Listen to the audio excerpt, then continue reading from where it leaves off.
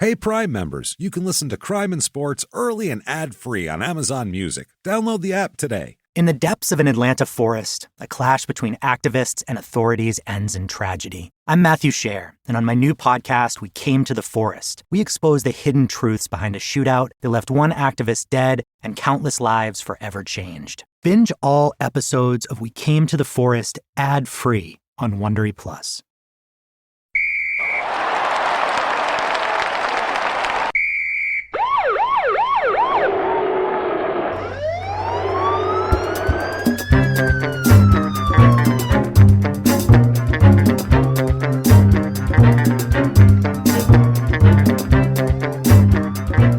Hello, everybody, and welcome back to Crime and Sports. Yay! Oh, yay indeed, Jimmy. Yay indeed. My name is James Pietragallo. I'm here with my co-host. I'm Jimmie Whisman. Thank you for joining us today on another crazy edition, again and again of Crime and Sports. We have a famous person here. Yeah? An athlete who's very well known and has been on TV continuously since he stopped playing, too. So you'll definitely recognize this guy. But quickly, before we get to him, just want to say thanks for all that you do for us, number one. Yeah. We have other things that you can do for us, and number one is listen to Your Stupid Opinions. You betcha. Our new show, and it is so funny. I'm telling you, you guys are going to love it. Check it out wherever you listen to podcasts. We make every Monday morning, we make fun of people's terrible reviews of weird things, and everything from bad airlines to sex toys to all of it.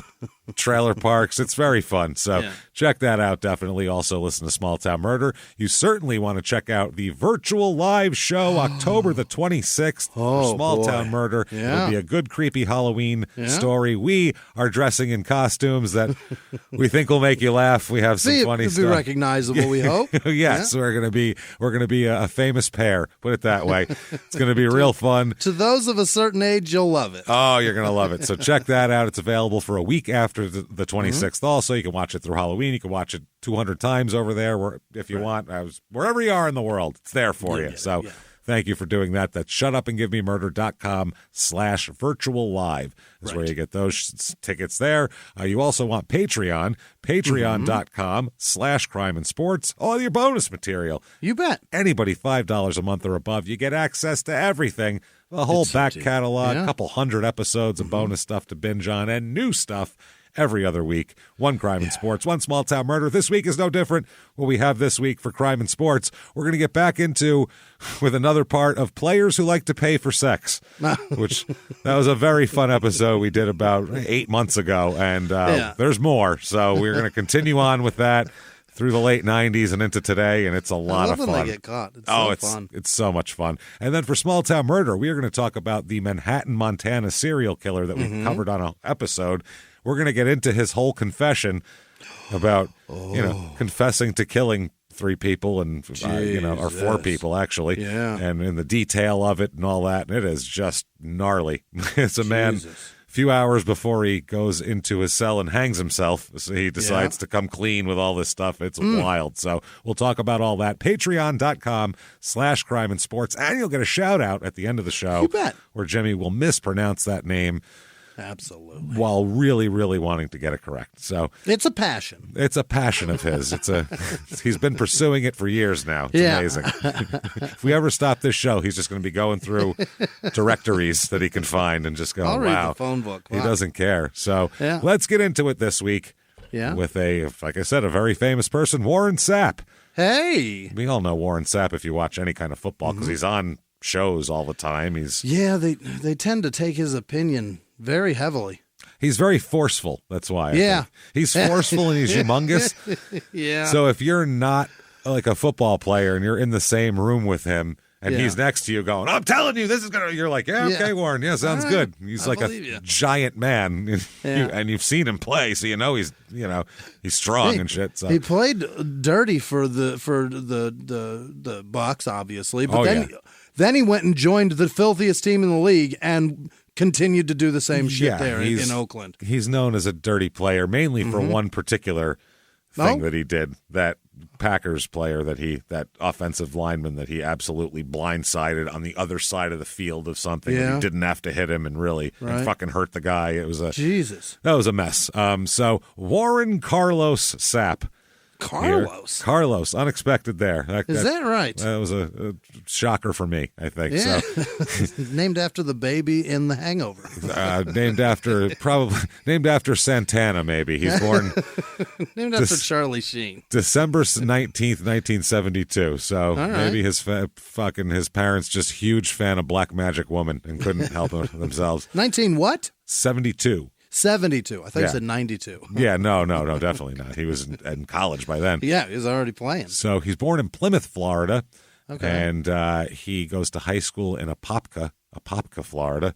Mm-hmm. He's a big guy, 6'2", 300-plus pounds, and just a big, nasty, great player. He is Florida through and through, isn't he? Oh, he's all Florida. Yeah, absolutely. Jesus. Florida to the nth degree here. And when you look at his accolades, just to run down, I'm going to give you like just his Wikipedia accolades where they have the career highlights and awards. Yeah, sure. Super Bowl champion, Defensive Player of the Year in 99, 4-time first team All-Pro, 99 through 2002, 2-time second team All-Pro, 97, 98, 7-time Pro Bowler, NFL 1990s All-Decade Team, NFL 2000s All-Decade Team, Jesus. Tampa Bay Buccaneers Ring of Honor. 99, his number is retired by the Buccaneers. He was a national champion in 91 when he was a redshirt freshman. Won the Lombardi Award, which is a college award for best, I think, defensive player, I believe, 1994. The Bronco Nagurski Trophy in 94. The Bob Willis Trophy 94. Big East Defensive Player of the Year 94. Unanimous All-American in 94. Second team All-American 93. He's nasty. Holy shit. It's a lot. It's a lot of stuff, you know? He's won everything but the Heisman, for Christ's sake. And also the Pro Football Hall of Fame as well. He is in the Hall of Fame. Oh, absolutely. That's right. Yeah. So, I mean, you can't, only thing he didn't get was league MVP, Super Bowl MVP, and the Heisman. He got every fucking thing else. Which all of those are very, very hard to do from an interior defensive line if you're not a position. Quarterback. Right. Yeah. I mean, if you're a defensive end and you have like 28 sacks or some crazy shit like that, you can maybe win it that way or something. But, most of the time, if you're an interior lineman, you're not going to be an MVP, but you're going to be disrupting plays. You'll get noticed, but that's as far as it gets. You might be MVP of your team. Yeah, sure. They might vote you MVP. Yeah. So his mother's name is Annie Roberts, and his father is unknown. Where the fuck did Sapp come from? Don't know. We have a missing in action father here. So fascinating. Which is, we've had that quite a bit on Crime and Sports. It's not, which could be good for a kid, like we said. At least he's not sticking around and beating the shit out of everybody within arm's reach, as we always say, which is kind of the alternative here sometimes. Right. So he's got 5 siblings as well. Is that right? It's not just him. He, like I said, went to Apopka High, I guess it is. I don't know. He's born, Plymouth is outside of Orlando. Oh. And his friends and family growing up called him Carlos, not Warren. Really? They called him Carlos. Yeah. As a kid, that's a much cooler name than Warren. Carlos sounds cool. Yeah. Carlos is like, you're like an international terrorist. Carlos the Jackal was a cool, He doesn't look like a Carlos. No, he certainly doesn't. Absolutely not. But yeah, they call him Carlos. He's the youngest of 6 kids. Okay. And his mother, raised him by herself here in a tiny wooden yellow house on an unpaved road, is what he said. Oh, that doesn't sound great at all.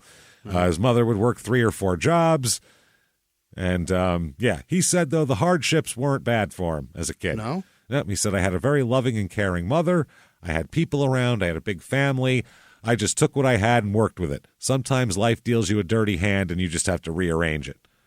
Yeah, that's him great. On the end. That's on the outside of it. During it, he was angry as fuck. I guarantee it. It also helps if you're enormous and an amazing world-class athlete. Truly. Something tells me that you are, most people, if they're huge and are great athletes, they're treated differently by people do things for them, treat them a little nicer. They get a little easier. It's a little softer path for them. Try having that life, Warren, as a tiny white kid named Jimmie in a predominantly Latin neighborhood where they beat the shit out of you. Or a Dookie, you know what I mean? Yeah, be Dookie from The Wire. Yeah. Be a tiny, skinny black kid in the same situation. Right. Just be anybody who's not an less incredible. Because I mean, for his size, he's an insane athlete. Yeah. For a 300-pound guy to be able to move like he does is fucking bonkers. If you know people that are 6'2", 300 pounds, I bet you wouldn't be scared to have a race against them. You know what I mean? Yeah, this guy will kick your ass in a race. He'll chase you down. From behind. And leapfrog you. Like he's a serious no shit athlete, which is true. Yeah. It's a different kind of story here. He holds school records there. When he played linebacker, tight end, and kicker.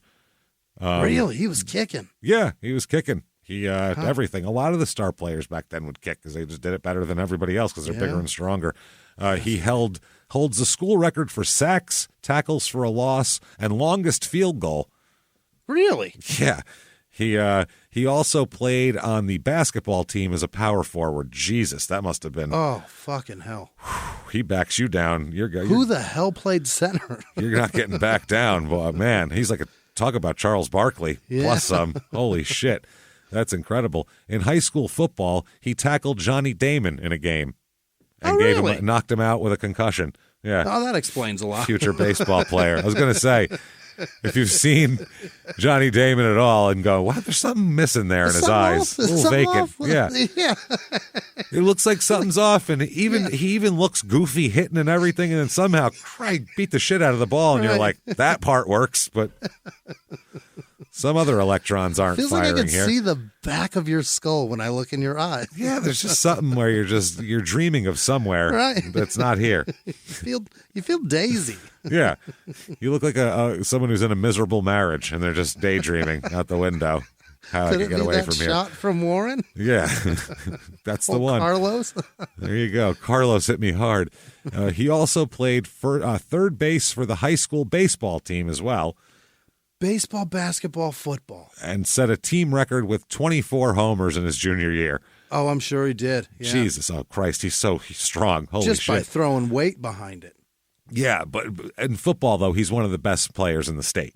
That's where he's highly, highly recruited, and he knows he's got a serious future because he's offered scholarships by all the big schools. Right away. Yeah. And he decides University of Miami is the only place to go. It's a perfect spot for him. Especially in 91. Yeah. If it's 91 and you're a kid from Florida. Right. That's been watching them crush and win national championships and just have a big presence. You know what I mean? Everybody knew about Miami. So he was on that team, wasn't he? He was on the 91 team, but he was a red shirt. Red shirt? Got it. Okay. I think that's how that worked. While a freshman, he says he admitted to failing a, quote, drug exam, is the way he put it, which is hilarious. That sounds like he didn't know as much as he should have about drugs. And they gave him an exam, and they're like, nope, that's actually... He didn't know the slang term for PCP. Well, it was one of those things where they had the slang term and then the drug, and you had to draw a line across the paper to him. And he failed. He just wasn't good enough at it. They're like, at the University of Miami, you have to know drugs. I'm sorry. You have to know drugs, slang for drugs. It's part of the program. Yeah. It's part of the program. Yeah. What can you name a drug you can put in a girl's drink that'll just make her fall asleep without her really... that's important at the University of Miami. They teach a class on that. Well done. Halcyon and THP. Good work. Yeah, there's a date rape class at University of Miami in the 90s, I believe. Wasn't there? I'm not positive about that. But you got extra credit for Halcyon. We didn't think you knew that one. That's a good... Warren, wow, you spelled it correctly, too. Good job. So he does very well in school, though. Not in, really? I'm sure in class. I don't know, but he's huge. He's... God damn it. He's big. He known for being huge and fast. In Sports Illustrated, they said he leaps over blockers, reads linemen at a glance, and runs an absurd 4.69 40-yard dash. Jesus Christ. For a guy that big, that is dangerous. Like I said. Holy fuck. He will chase you down from behind like a bear. Like that's a fucking big man to be chasing you from behind. That's bad. Your wide receiver's running 4.4s off the line. He's only 0.2 of a second behind them coming at you. 300 pounds. Yeah. Yeah. Holy fuck. That's wild, man. So they said he's strong, smart, and bubbly. Okay. Bubbly is fun. Jesus. So in college, he has a total of 176 tackles, 19 and a half sacks. He goes to, he was a 1994 Heisman finalist, by the way. Finalist. One of the group they invite to New York. Yeah. Didn't win it, but was there. That's crazy. Got to put a suit on and sit in the row, which is pretty good Jesus. for D lineman. 92, the team went 11-1 and lost the Sugar Bowl to Alabama. All right. Then 93, they went 9-3, lost the Fiesta Bowl to U of A. That was a mess. 29-0, by the way. Ouch, Jesus. They lost that one. Ray Lewis is on the team now, by the way. Okay, all right. So there's him. 1994. Yeah, there you go. Him and Sapp hanging out. 94, they go 10-2 and lose the Orange Bowl to Nebraska. So he was there 3 years? Yeah, 3 years, lost all the bowls, and moved on. Doesn't have a single bowl game? Nope. He decided to forego his senior year of college. He had one more year of eligibility, and he's going to enter the 95 draft. Okay. He wanted to do this. He said he was eager to help his family, he said. He didn't want his mom working 3 jobs anymore. Well, he fucked around and, screwed fucking sorority girls. That's not... Thank Florida blondes. Yeah, it's not the same. Just banging trash from Tampa that came down there. He said, quote, "I saw a way for my mother to retire. She's been working a long time. I'm her last kid, her last shot, and I have an opportunity for her to kick up her feet and say, I don't have to go to work today if I don't want to." So, not bad. He goes to the combine here, scouting combine, and does amazingly well. And sports writers start calling him a top 5 draft pick. Wow. And everything, he's going to be a top 5 fucking draft pick. Not top 5th round, top 5. Top 5 overall, which is a big paycheck up front. You're going to get a lot of guaranteed money. That's a lot of mom's feet up. Yeah, mom can kick it. So the one thing that's funny is he's from this area, and he said that when he was a kid, that area got Tampa Bay Buccaneers games. Yeah. And he fucking hated them because they sucked. And he hated them. And he was like, "Oh man, the Yucks! I don't want it. The Yucks! Oh Jesus!" He said it was in that Yucks book that we talked about in a bonus episode.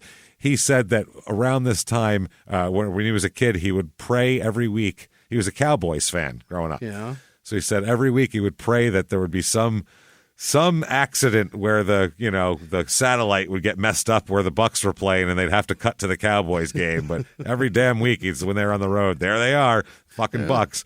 God damn it. And he said at the draft, he did not want to get drafted by the Bucks. That was his number one don't want to go here team was Tampa because he's hated them for his whole life. Didn't want to, and they were a disaster when in the mid 90s, 95, they sucked. Yeah. They were good in like 1978 or something, and that was the last. That was it. That was it. Yeah. And they've been terrible. The joke of the league since. You know then, what they needed? What they needed was a real sturdy, fast interior defensive line. That helps. Yeah. Yeah. Yeah. And then they end up picking up Derek Brooks and all these guys, and oh Jesus, and you have that.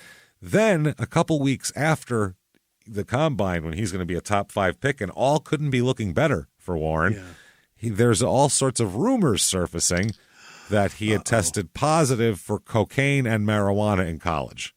He's doing coke, huh? I mean, it is Miami. He's testing positive, so we don't know Miami. if he did it, but it's Florida. Yeah. It's probably in the water there, I assume. Yeah. It's just a mess. It's in the chili at Wendy's. It's everywhere, yeah. People keep getting attacked by sharks, and it's like, well, they're on coke. Stop giving them coke. Right. That's the problem. There's a lot of coke that's been dropped into that water. The sharks are all amped up. They're all eating bricks. Yeah. Give me a surfer right now. I don't give a shit. So the report got leaked to the media from someone inside of the NFL, they said. So April 22nd, 1995, there's an article that comes out that says there is 7 alleged failed drug tests. Not for Carlos? A failed drug test. Old Carlos here is Carlos. Siete. Carlos cocaine right now. He's a bit of a problem. Cocaine Carlos and Siete drug tests. Yeah, not good. No bueno. No bueno. Jesus, Carlos. He, they're saying he's going to be a top 5 pick, but now all of a sudden, it's It's looking bad. It's looking bad, yeah. And so come draft day, he says, I'm just happy to get to this point. I'm happy now, and we'll move on from here. Guys will always try to knock you off a pedestal, but there's nothing you can do about it. Okay. Yeah, they say the clubs were notified by league security that he had tested positive for marijuana 6 times, which, who cares? Okay. If you tested me from the ages of 18 to 21, I would have tested positive 600 times, so it wouldn't have fucking mattered. And once for cocaine. There, he's got me beat. I would have never tested positive for that. So, but hey, whatever. His agent was Drew Rosenhaus, that asshole. Oh, the fucking storied asshole. Oh, God, Jesus, he's a jerk off. He was the guy standing next to Terrell Owens while he was doing sit-ups in his driveway, thinking it was a good idea. He vehemently denies this story. There's no truth to that whatsoever, Rosenhaus said. I can't even tell you where this stuff is coming from. Well, I can. It came from NFL security that was notified by the NCAA, I believe, is where it came from. So that's earlier in the article, Drew. Came from the pharmacy, Drew. Yeah, came from somewhere. Columbia, maybe, I'm thinking, possibly. Somebody must be making it up. You're looking at a guy that has had very few problems in the past. Now, 7. Yeah. Sapp said, quote, I never had a problem at the University of Miami. All of a sudden, we're getting calls about this or that, and everything's flying. It's just real tough right now. So... yeah. Well, that's the thing about our society, too. They love to build somebody up because that teardown is fucking gorgeous to all of them. They all love it. And if you build yourself up and win all these accolades, and then you have this little dirty secret that happens to be your piss, they love it. They can't get enough. Yeah. That's the other. It sounds like a lot of maybe that Miami didn't make a big deal out of it because he's such a great player. And they're kind of a sleazy program. And certainly use him to get to fucking 3 straight bowl appearances. That's what I mean. But this is also a thing that happens a lot in drafts for some reason. Yeah. If one rumor gets out, then it's just wildfire because that's what happened to Dan Marino when he dropped way down when he first came out. I mean, talent-wise, he's obviously not a 26th pick overall or whatever. No. People picked Todd Blackledge over him. And the only reason was because there was all these drug rumors that he was doing all sorts of coke when he was at Pittsburgh. But in the end, it came out that he wasn't. The private investigators who investigated him, their report said he likes to party. He's a fun kid. He likes to drink beer. He might smoke a joint once in a while, we think, but he's definitely not selling cocaine. They were saying he was selling coke and shit. Jesus Christ. They're like, we have no evidence he's hanging around with anybody who does coke or any kind of coke or anything. He just seems like a normal kid that likes to drink beer after the games with his friends. And that cost him South Florida name, this kid. Yeah, and that cost him so much money. Fuck. It's top 10 in the history of the NFL quarterback. Oh, yeah, for sure. Getting trashed like that. That's so fucked. It's fucking amazing, but it happens. So Sapp and his agent are denying the cocaine. Not at all.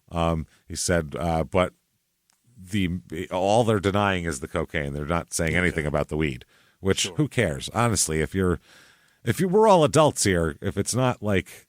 if he doesn't come to the interview stoned, I'm going, all right, well, I don't really care what he does after work. That's his fucking business. And if he doesn't come in just reeking like he just smoked in the car. Man? And if he does, I don't know what his knees feel like at 300 pounds. Maybe that helps him. Yeah, I don't fucking know. No idea. Ricky Williams said it was good for him, so he seemed to do well. Yeah. I don't know. He said if they drop me to 10th, that's still more money than I've ever seen in my life. It's still an opportunity to fulfill my dream of playing in the NFL. So if one team feels this incident makes me less of a player or the wrong kind of person for their franchise, to each his own. Well, that's a very mature way of looking at millions and millions of dollars. You're dropping a lot. From 4 to 10 is a big drop here. The 95 draft is here, April 22nd and 3rd.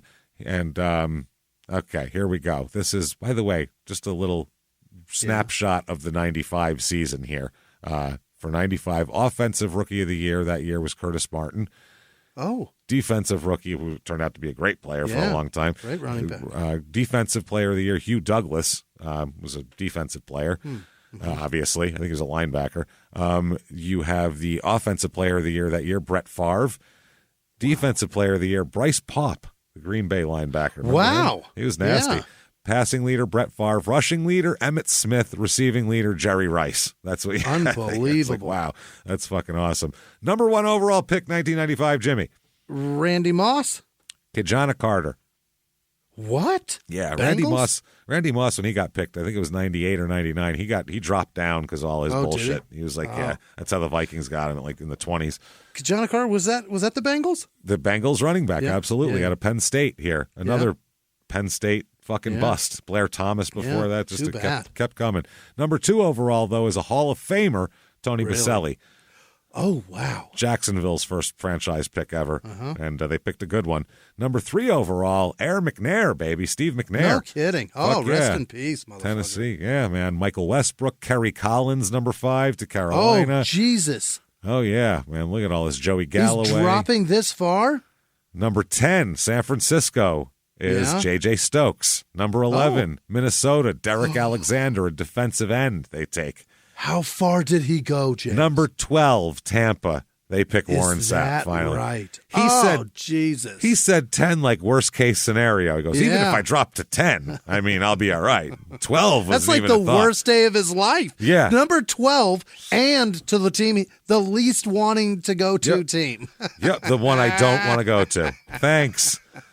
So this Carolina picked Kerry Collins before him. Kerry Collins. That was their first overall pick. But I mean, for them, he did well. They got to a championship game the next year. Yeah, but he was good for them. He's terrible. He is, but he turned out to be he's a serviceable fill-in, I think. Yeah, very mechanically sound. He was different. He was decent in the beginning, though, for like a young guy like that. He wasn't bad because that guy that they threw right into the fire next year in the championship game. Did he play for New York too? He did, right? The Giants. Yeah. And, looked like and Oakland. He played like he had a head injury the whole time. Yeah. I think he was the quarterback when we got the shit stomped out of us by Baltimore in the Super Bowl in like 2000, whatever it was, 2 or whatever the fuck. Mechanically sound. He looked great fundamentally. Just, fuck, man, that guy can't move for shit. And a goofy mouth on him, too. Yeah. Ooh, he looked very Big, goofy stupid looking. head. Later on in that draft, the Giants picked Tyrone Wheatley that year. That was a great pick, guys. Nice work there. Yeah. Napoleon Kaufman, Rashawn Salam. Jesus Christ. Finally, 23, another Hall of Famer, Ty Law.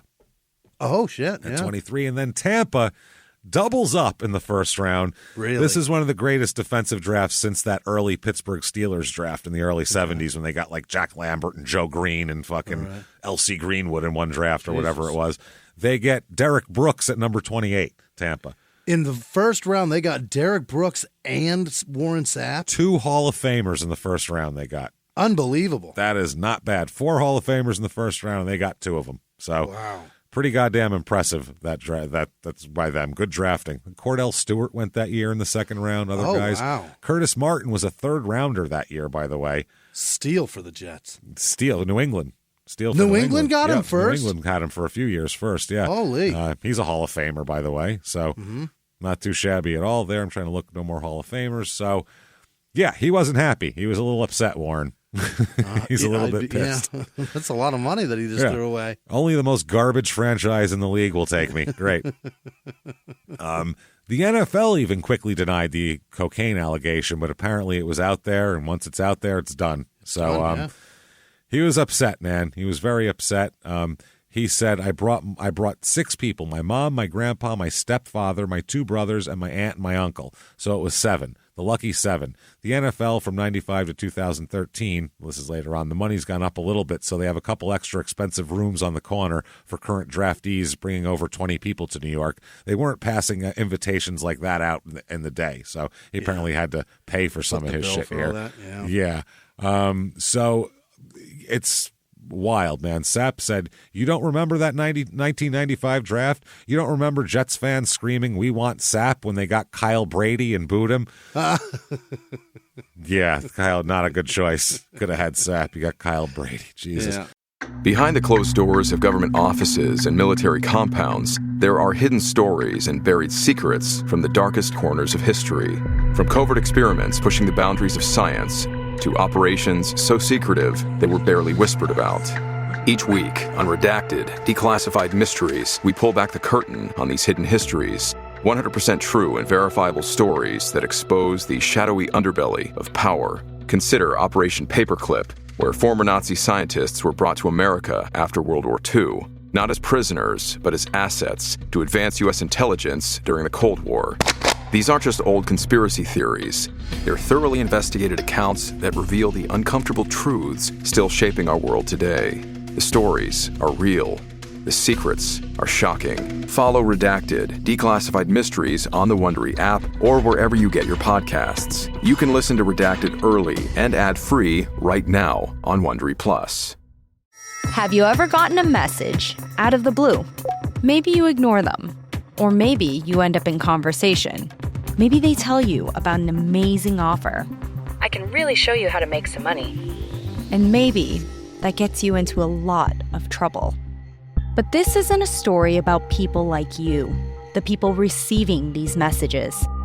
This is a story about the people behind the messages, on the other end of the line. Thousands of them, working in a microcity built for scammers. From Wondery, the makers of Dr. Death and Kill List, comes Scam Factory, a new series about survival at the expense of others. Follow Scam Factory on the Wondery app or wherever you get your podcasts. You can listen to Scam Factory early and ad-free right now by joining Wondery Plus in the Wondery app or on Apple Podcasts. Nobody replays my draft because it was the biggest lie ever told, so they could get to Aaron Rodgers' draft and they could go to the Brady Quinn draft of guys waiting in the room. I'm the original guy that was sitting in the room like that. I think Dan Marino, he wasn't in the room, but Dan Marino was the original stone dropping. And also, you only had to wait 11 picks to get to yours. You're not, don't compare it to Aaron Rodgers. Well, Aaron Rodgers sat there fucking with his big stupid face. Rodgers, Marino, those guys sat into the Randy Moss. They sat into the 20s waiting. That's ugly. You're still 12th overall. So that's fucking 2 hours into this show, for Christ's sake. Aaron Rodgers, they cut to him every 5 fucking seconds. If you're like one of the people that can't stand him because he's a dildo, just watch the first round of the 1995 NFL draft and you just get to see a person's whole psyche fall apart over the course of 2 hours. Everything he thought he was crumbles before his very eyes. His whole image of himself, the people around him seem to be not knowing how to console him at this point. Just looking for the hat that they're going to hand him. He goes from hopeful to at some point it just looks like, well, I'm never going to get picked now. Like he just looked like, well, it's over. Nobody wants me. Which is more embarrassing, to drop that far in the first round or just go undrafted? I think I'd rather go undrafted. That would be worse. That would be. I think I'd rather be unpicked and just be like, you know what? Fuck everybody. If you're unpicked, they're not going to cut to you every 5 seconds because you weren't supposed. Aaron Rodgers was supposed to be the number. They were talking about him being the number one overall pick, and he ended up going way low. And it's like, holy shit, that's bad. Did he go 28? It's something like that, because it was the Green Bay who was, it was a they had playoff Favre team at at the least. time. Favre, they were deep in the playoffs, I believe. So, not great. It's great. So, you, Aaron. That's fucking hilarious. Oh shit! So they asked if this was a source of motivation during his career for Sapp, and he said, "No, it's not. When you're sitting there watching your mother and grandma cry about the biggest lie ever told in front of your face in the world, nah, you really can't see past that moment right there as a 20 to 21-year-old. Anyone telling you they can is telling you a lie." He was pissed. Yeah. So he wore number 99 in honor of Jerome Brown, the dead Eagles player, who was a Tampa native and former University of Miami player. That's why he did that, huh? That's why he did it. He died in the crash in 92, so he wore 99 for him. So 1995 Tampa, 7-9 with Sam Wyche coach. Yeah. Can you remember him, Sam Wyche? Yeah. Him as a fucking coach? I remember him as Cincinnati forever.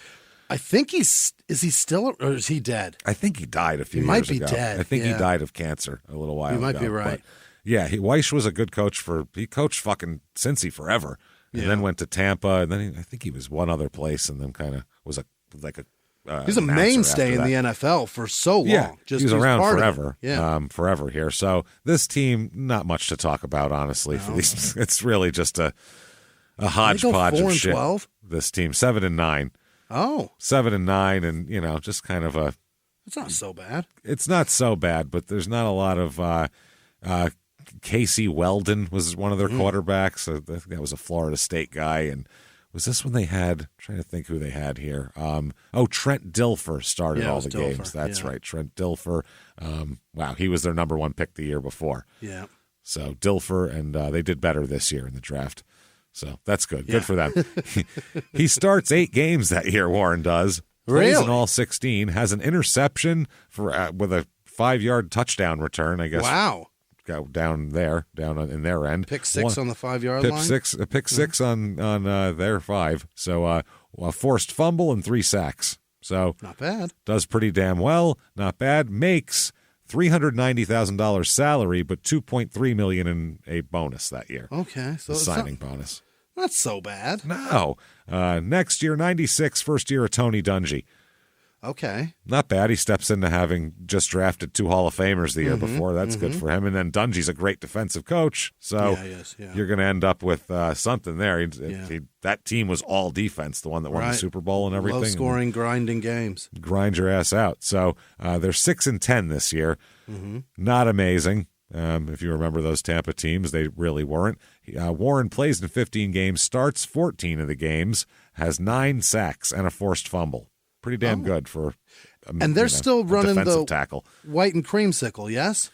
Yes, until I believe 98, 99, somewhere around there. Before they got the pewter. But so he had to wear the shit fucking jerseys. And he talked about how he hated those jerseys too. It was like anybody but them. When he got drafted, he said he didn't want to go there. He hated the Bucs, but his brother was a big Bucs fan and wanted him to get drafted by the Bucs. And he's like, "Stop wishing that shit on me. I don't want to go there." And then they were number 12 too. So he's like, "Well, I'm not going to go 12, so I'm not going to the Bucs." And there he is. Bingo. He made $447,500 that year. 1997, June 9th, 1997. Here, Jesus Christ, we have. Warren with police here. Apparently he and his friend had 12.7 grams of marijuana. That's quite a bit, really. It's a half. Not even a half. Yeah, it's under a half. I mean, that's not bad. It's a misdemeanor charge. Okay. The police report, news report release even described it as a small amount.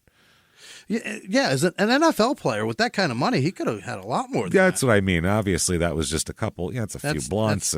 That's personal shit there. That's all. Obviously, no one's. Let's go out and make some money now. Ain't nobody moving. Yeah. Let's do it. I got 3/8. Let's get it done. So they were just issued notice to appear tickets, and we had the weed taken from them. Then they drove away. They didn't even fucking arrest them or anything like that.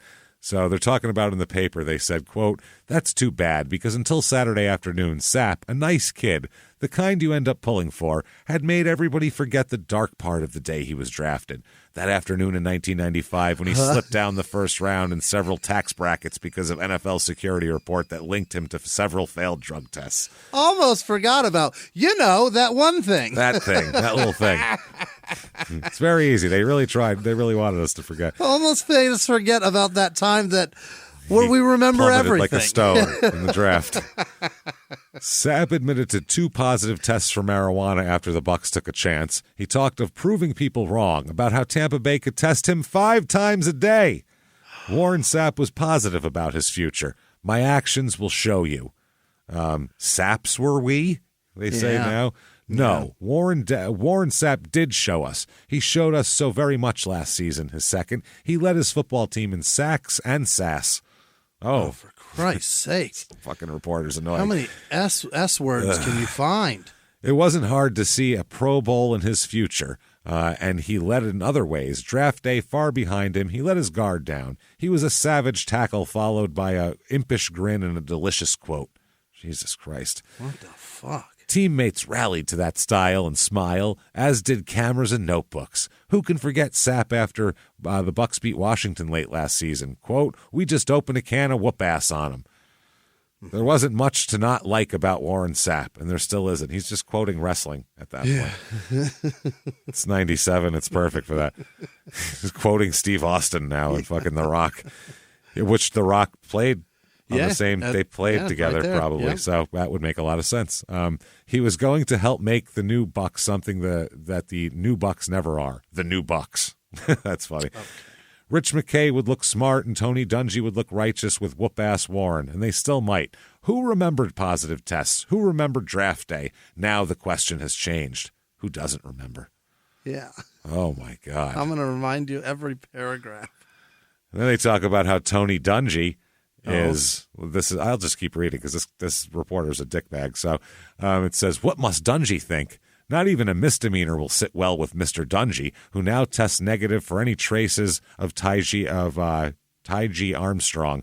And Sapp probably will face more testing with positives promising stiffer penalties than a drop in the draft bucket. But that wasn't what you should cringe at. That wasn't what made you cringe at the news. No, you shook your head because anybody with 12.7 grams of sense wouldn't be in this fix. And Warren Sapp seems too smart to make the same mistake twice. That's a crying shame or a shaming crime. Give me a break. This guy's a fucking asshole. Pretentious. God damn it. Sanctimonious douche. Right? Jesus Christ. His actions will show us. Okay, whatever. You're in Florida, man. How many people don't have weed on them? Everybody, you watch On Patrol. Every single person they pull over has weed. And they're just like, just dump it out and just put it in the, I don't care. Throw it out. Yeah, unless it's a trunk full, it's too much. We don't even have time for this shit. Even in South Carolina, they do that. They're just grind it out. We don't have time to take you all the way back to the station because you have a fucking dime bag in your fucking console. There was a moment there in sports, and we're probably still in it, but when a college kid gets busted for weed, and then as an adult and in his career playing as a professional athlete, anytime they are caught with anywhere near weed, it's like this big fucking deal. Yeah. It's like, have you ever been high, man? Plus, players smoke weed. Yeah. In sports, they do. Pretty much every one of them. Yeah. They really do. They love weed. Yeah. It's just a thing. So what are we talking about here? We're going to all pretend like that's not a thing? I'm not even a giant smoker, but I'll tell you what, when I do smoke, boy, do I love it. Yeah, it's wonderful. I say after the game, that shit helps take you down. And you can relax now. Shit, damn. You've gotten to a point that normal people never get to every game. The point of hype that these guys are for a fucking game, Jesus. You don't get that way in your everyday life. Nobody does. You're not required to. No. I mean, they have to get in like a, fight or flight fucking crazy. Right. Like they live in the woods and they're going to fight animals. Like they have to get crazy. They got a gladiator moment for 48 fucking moments. It's a long time. 60 minutes is a long time. So they said the Bucks, after this, a few days later, the Bucks want all the facts before they take any action here. They said the charge faced by him is relatively minor, and the consequences in the judicial system would likely be insignificant if he's found guilty. Yeah, get fined $100 or some shit. It doesn't matter. It's a misdemeanor. So they're saying that he could be facing a suspension and a fine if he pleads guilty or is convicted on a drug-related offense. Okay. Jesus Christ. But the general manager, Rich McKay, said, we kind of said to ourselves that we weren't going to worry about a possible suspension. We'll worry first about the issue of Sapp and what's gone on here. Then we'll worry about that issue. Him and two other guys had less than a half ounce of weed. We are acting like they shot Tupac. Like literally. Like, fuck, we got to get down to, where were you? Were you in Vegas in September? Warren? A couple of guys said I got 5 on it, and they went out to have a half a zone, for Christ's sake. Where were you on March 9th, 1997? Were you in L.A.? Because the real crime shot. Did you do it? The real crime is they probably bought a half, and this is all they got. It was probably that and the bag, because that plus the bag is 14 grams, a regular Ziploc. So there you go. Poor fucks got ripped off, you guys. You should be hunting down that guy. That's a half minus a fat blunt. Yeah, then maybe it might be high right now. You know what I'm saying? So, they're making just such a big deal. They said, quote, I don't know all the facts. I don't even know what happened. I've learned over the course of being in the NFL, you don't always believe the first thing you hear. A lot of times when the facts come out, it's a lot different than what it appears to be. Mm-hmm. Yeah. He said, Warren, I apologize to our fans and organization and any negative reflection on this incident may have had on our football team. It's 3 guys with a fucking with some weed, man. Jesus Christ, this is ridiculous. It wasn't even him by himself. Right. Even if you portion that out to it's an eighth a man. By thirds, that's terrible. Yeah. A little over an eighth a man. It's not very much. I travel with more than that. Oh, yes. That's what I mean. It's fucking ridiculous. Sapp is the second Bucs player charged with marijuana possession this offseason. Safety Melvin Johnson pled guilty to marijuana possession and was fined $100 in Kentucky. Oh boy. Jeez. So who cares? 1997, the Bucs go 10-6, so they turn it, flip-flop it right around. Yeah. They go to the playoffs, win a wild card game against the Detroit Lions. Yeah. And then they lose to the Green Bay Packers that year. We're going to win the Super Bowl. 21-7. I think they're going to go on to lose to Denver that year. What year was it? 97? No, that was before. Season. Yeah, they won the Super Bowl the 96 season. The Super Bowl was in 97, but they won that season. The Packers. I think they won that one, and then the next year they lost to Denver. The Packers only won one. Right. It was 96 season into 97 is when they won. Right, I'm saying they won that one and then lost to Denver the next season. 97 season is when they lost. Yeah, this season they lost. This season when they lost to Denver? Yeah, they went on and lost to. Didn't they lose to Denver that year? I think they won that season, lost to Denver the next one, and then Denver beat Atlanta in 98. Yeah, because Denver won 2 in a row. Yeah. They beat the Packers and then beat the Falcons in 98. Yeah, 99? So it was 99. 1999 was the when the Super Bowl happened, but it was the 98 season. Right. Yeah. Okay. Yeah. All right.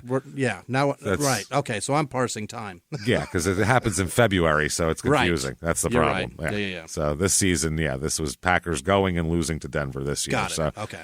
That's what happened there. And for as far as Warren goes, though, he's not terrible. Has a good season, and he's very happy. September of 97 is Jerry Rice is hurt, and Sapp.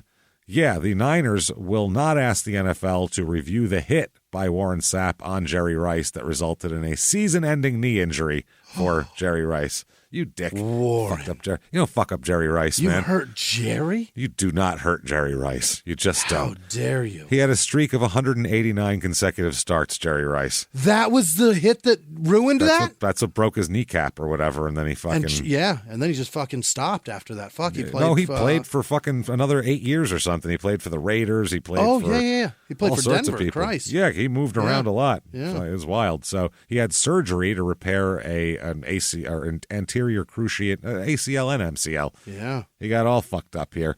So they said, we can expect to see Jerry playing in the future. He said, I don't feel Warren Sapp did it intentionally, Coach Steve Mariucci said. I like to give players who play aggressively the benefit of the doubt. I don't think he intentionally tried to rip his head off. It was a penalty. That happens in a game. It's just unfortunate. He was penalized for grabbing Rice's face mask after snuffing a reverse in the second quarter. And he was also partially responsible for knocking out Steve Young with a mild concussion. He knocked Steve Young out, grabbed Jerry's face mask, and then tore his MCL and ACL. Yeah. He was playing reckless that day, willing to hurt anybody. Yeah. So Jesus Christ. Sapp sacked Young, and then Young was hit in the head by Hardy Nickerson's knee on the way down. Okay. That's what happened there. So that wasn't his fault. Sapp said it was just unfortunate sometimes that things like that happen. So it's very fucking interesting. They said the weird thing is they're talking about Terrell Owens has to take over for Jerry Rice now, and he's a young guy. Is he ready to step up? It's pretty funny. He shoulder it? It's fucking hilarious. So that's it. They're talking all about that. Sapp said, I just played to a level I expect me to, and the coaches expect me to. My teammates look to me for energy. I said I was going to lead them, and if you say you're going to be the leader, you've got to put it on the field, because nobody follows a talker. Coach Tony Dungy puts it to us this week. Don't be a talker, be a leader. I've got one of the biggest mouths on the field, so I have to go out there and play. Okay. Not bad. So there you go. He said, oh, Jesus Christ. Oh, that's what he likes to do. He likes to do the throat slashing gesture. Yeah. That's his big thing they keep talking about. That was the thing. Cut the jugular, baby. He's the reason that they weren't allowed to do that. If they did that, they were penalized. Yeah, he kept doing it, which is another wrestling thing. It's fucking hilarious. It is, isn't it? Yes, it absolutely is. I'm doing that for years. And he wrestled too. This son of a bitch. I think he's real into wrestling. WWF motherfucker to ever play. A lot of the people, athletes see that and they go, "Oh yeah, cut a promo. What am I doing? Yeah, say dumb shit, and people want to. They'll pay." So he said, "I've been waiting on this for a long time. I didn't want to let a game pass me by. I look at the film from last year and I'm disgusted at what I see. I was just yuck. My whole life I've been accustomed to taking over a game, and I wasn't doing that. I was spotty. I told myself in the off season I didn't want that to happen again." A lot of guys out there get things done, but I don't think any of them combines what I do on the run and the pass. I mean, John Randall's a hell of a pass rusher, but I don't think he plays the run the way I do. Then there are other guys like Sean Gilbert and Eric Swan, but I don't think they combine the way I play and my knowledge of the game. Maybe they do and maybe they don't. I'm going to let my numbers talk for me, but personally, I don't think there's anyone out there who's better than I am. That's a second-year guy talking. That's fucking... Wow. Yeah, that is that's wild. So this year he started 15 games, all 15 he played in. He had 10.5 sacks, which is great for a defensive tackle. Yeah. Not bad at all. 3 forced fumbles and a fumble recovery. I mean, he plays like a motherfucker. That's star numbers. And he had 3 sacks in 2 playoff games that year too. Huge. Yeah. Not bad. Made $545,000 on the field. Jesus Christ, what a bargain. What a bargain. And he marries. In 1998, things are going well. Got to get married. So he marries Jimmie Vaughn in 1998, and that year they have a daughter as well. Oh, so that's nice. Seems to be possibly why he got married, but you never know. Yeah. And the daughter's named Mercedes. So 1998, they go 8-8. The Bucs took a little dive back here. And Warren, though, he's not taking any dives back. He starts all 16 games, 7 sacks, 2 forced fumbles, a fumble recovery, makes $1,950,000. He signed a new deal with also an $8,650,000 signing bonus to it. Oh, so Jesus. Made himself $10.6 million in 1998. Oh, shit. Pretty damn happy there. Not bad. Then, 1999, 11-5, the Bucs go. They win in the playoffs against the Redskins 14-13. This is when they would win ugly, these close games. Well, Jason Taylor was there then, huh? I think he was, yeah. He had to have been. They lose the conference championship game to the eventual champion Rams. Remember, that was their big surprise year. Yeah. 11-6. Yuck. Wow. That is. Ew. And we're talking two-point conversion, so there's a safety involved here. Oh, dear Christ. What a boring fucking game. That's a mess, man. And that's the greatest show on turf, all the passing, and they clogged them up, only get 11 points. That's pretty impressive, honestly. So Warren this year, though, and by the way, this year he is Defensive Player of the Year in the NFL. Really? Pro Bowler and a first-team All-Pro as well. Jesus. 12.5 sacks, 4 forced fumbles, 2 fumble recoveries. He's a beast. He's just a beast. He's crushing it out there. $2,500,000 salary, $2 million bonus, $4.5 million. He's also a beast at the bank, too. Doing it, yeah. Not bad.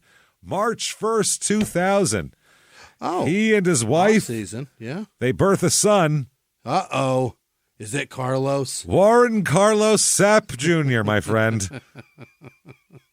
Here he is. We call him Carlos. We call him Carlos. Yeah. That is amazing. 2000, they go 10-6, losing the wild card game to Philly 21-3.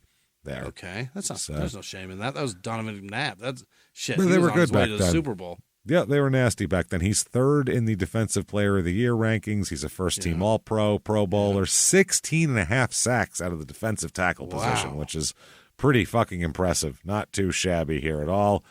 Makes $4,900,000 too. That's not too shabby either. He is stacking. Fuck, I will take that any day. 2001, 9-7 the Bucs. They get stomped in the wild card game, 31-9 by Philly. So Jesus. Philly has got their fucking number that year. Not bad. So 2001, he has 6 sacks, and he's a first-team All-Pro and a Pro Bowler that year. Also 2 fumble recoveries and $4.2 million in the bank as well. Wow. Not terrible. 2002, 12-4, the team goes. This is now under John Gruden after Tony Dungy got shit canned. When John got gifted the easiest team to coach in the history of NFL. Have one of the best defensive teams ever. Enjoy. Make your fucking stake and fortune of being a genius with somebody else's team. Wow, that is amazing. Yeah, he's like George Seifert Part 2 over here. He just got handed some shit. Barry Switzer all over again. Incredible. Man, so just have a genius build you a team and then step in. That's what Gruden, Switzer, all those guys did. Why did Dungy walk away? Did he just go to Indy? I think he got shit canned because he lost twice and got stomped twice in a row in a wild card game. Wow. Yeah, I guess that'll probably sting a little bit on the resume. They were looking to go to the next level, and he wasn't taking them there. So. You got Warren Sapp and Coleman still there, right? Oh shit. He's got to be. I think so. This is a good team. Yeah, it's a very good team. They go 12-4 in 2002. That's when they were a great team. They beat the Niners 31-6 in the divisional round. Wow, with Terrell Owens there, huh? Yep. Get the revenge on the Eagles 27-10 in the conference championship. And then in a game we've talked much about, see the Barrett Robbins episode. They win the Super Bowl. As a Broncos fan, watching the Raiders get stomped all day was fantastic. Oh, it was that 48-21 doesn't say it all. It wasn't even that was garbage time, some garbage time points. That game was over in the second quarter. Over. It was awesome. That was a beating, just a fucking drubbing. So this is Mike Allstott, Keyshawn Johnson, Brad Johnson, all these guys. This is this team. So yeah, good goddamn team. Not too shabby. November 24th, 2002 is the Clifton hit here. The Chad Clifton hit. He's a lineman for the Packers, and he gets taken off the field, carted off. He's going to be out for an extended period of time, if not the season. Yeah. He has a severely sprained left hip. Ooh. He was in the hospital after this, numbness in his arms and legs, possible spinal damage, all this type of shit. From down low. Yeah. The injury was midway through the third quarter. Bucks cornerback Brian Kelly intercepted a deep pass from Favre, which will happen. Yeah. As he returned the ball along the left sideline, Clifton was nowhere fucking near the play. Not even in the play. He was watching it from the other side of the field. Right. He's a lineman. He's not going to go chase this fucking cornerback down on the other side of the field. Warren Sapp just came out of nowhere and fucking walloped him. And there's kind of an unspoken thing with guys in the NFL that you don't take cheap shots at people. Right. And if everybody's out of a play, you don't hit a guy who's not in the play. That's kind of a thing. And you're allowed to. It's legal, sure. But there's a certain, you just don't do it. It's one of those things. Like you're a real dick. It's kind of like player code. Like we could all fucking do that to each other and hurt each other, and none of us can make a fucking living, or we can all try not to kill each other when it's not necessary. And if you do that, you better keep your head on a swivel, because somebody's coming for you too. Someone's going to be chop blocking your ass on the next fucking play here. So he played on the field for 10 minutes, Clifton did.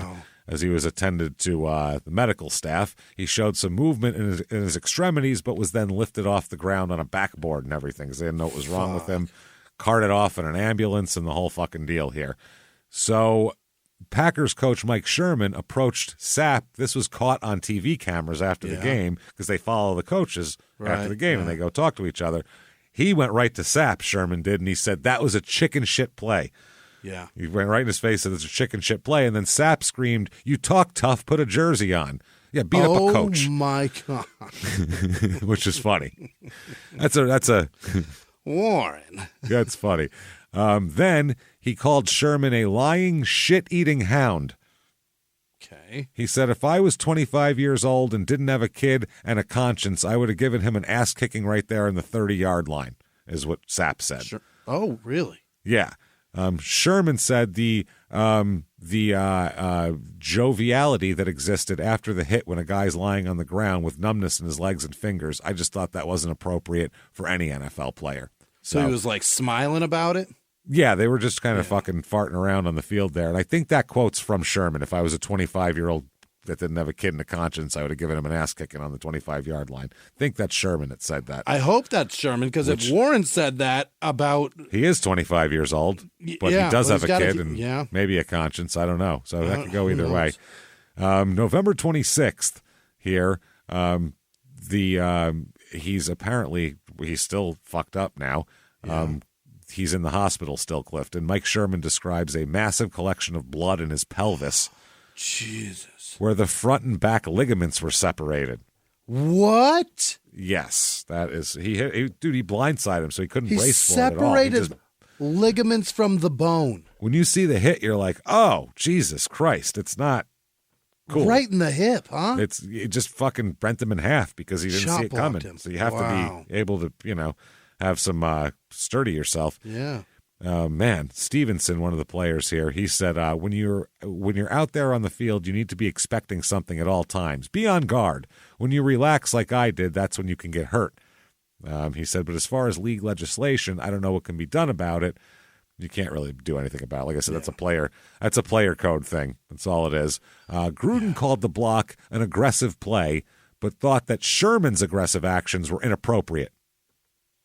He said, okay. He's a coach, and he shouldn't be fucking running over and talking to people, which he shouldn't. He should have ran over to Gruden and said, your guy's a chicken shit, and you're a fucking chicken shit for keeping him in the game. Right. Should be equal, because it's not fair to run up to Warren Sapp, can't punch him in the face, so that's not really fair. You walk up to the other coach, and then it's a different story. You're both on equal ground. I mean, Sapp, he looks like an asshole if he pile drives the fucking... Yeah. That's the managers of baseball teams throwing blows when the bench is clear. Let them fight each other. Don't let your fucking ace pitcher drill Tommy Lasorda in the mouth. Throw a right hand. That's crazy. Yeah. It's fucking wild. So in the 1980s, a rosé swept the country. Hey, Mike, I really like this White Zinfandel. Well, good. Now put it down. We're going to try another one. White Zin became America's top-selling wine. But most don't know that this sweet drink has a sour history. What began in 1986 with counterfeit bottles. A big fraud, a multi-million-dollar fraud. Sent investigators chasing one of the most powerful families in the business, the Licciardis. But the closer the feds got to them, the more dangerous things became. It's a story of deceit. At the time, I was paranoid. Threats. You touch my kids, I will kill you. And murder. With a .22 caliber bullet to the head. What started with a scheme to mislabel wine spilled into a blood-soaked battle for succession. Welcome to Bloodvines. You can binge listen to Bloodvines exclusively and ad-free on Wondery Plus. Join Wondery Plus in the Wondery app, Apple Podcasts, or Spotify. He was hip-hop's biggest mogul, the man who redefined fame, fortune, and the music industry. The first male rapper to be honored on the Hollywood Walk of Fame, Sean Diddy Combs. Diddy built an empire and lived a life most people only dream about. Everybody know ain't no party like a Diddy party, so. Yeah, that's what's up. But just as quickly as his empire rose, it came crashing down. Today I'm announcing the unsealing of a 3-count indictment, charging Sean Combs with racketeering conspiracy, sex trafficking, interstate transportation for prostitution. I was up. I hit rock bottom, but I made no excuses. I'm disgusted. I'm so sorry. Until you're wearing an orange jumpsuit, it's not real. Now it's real.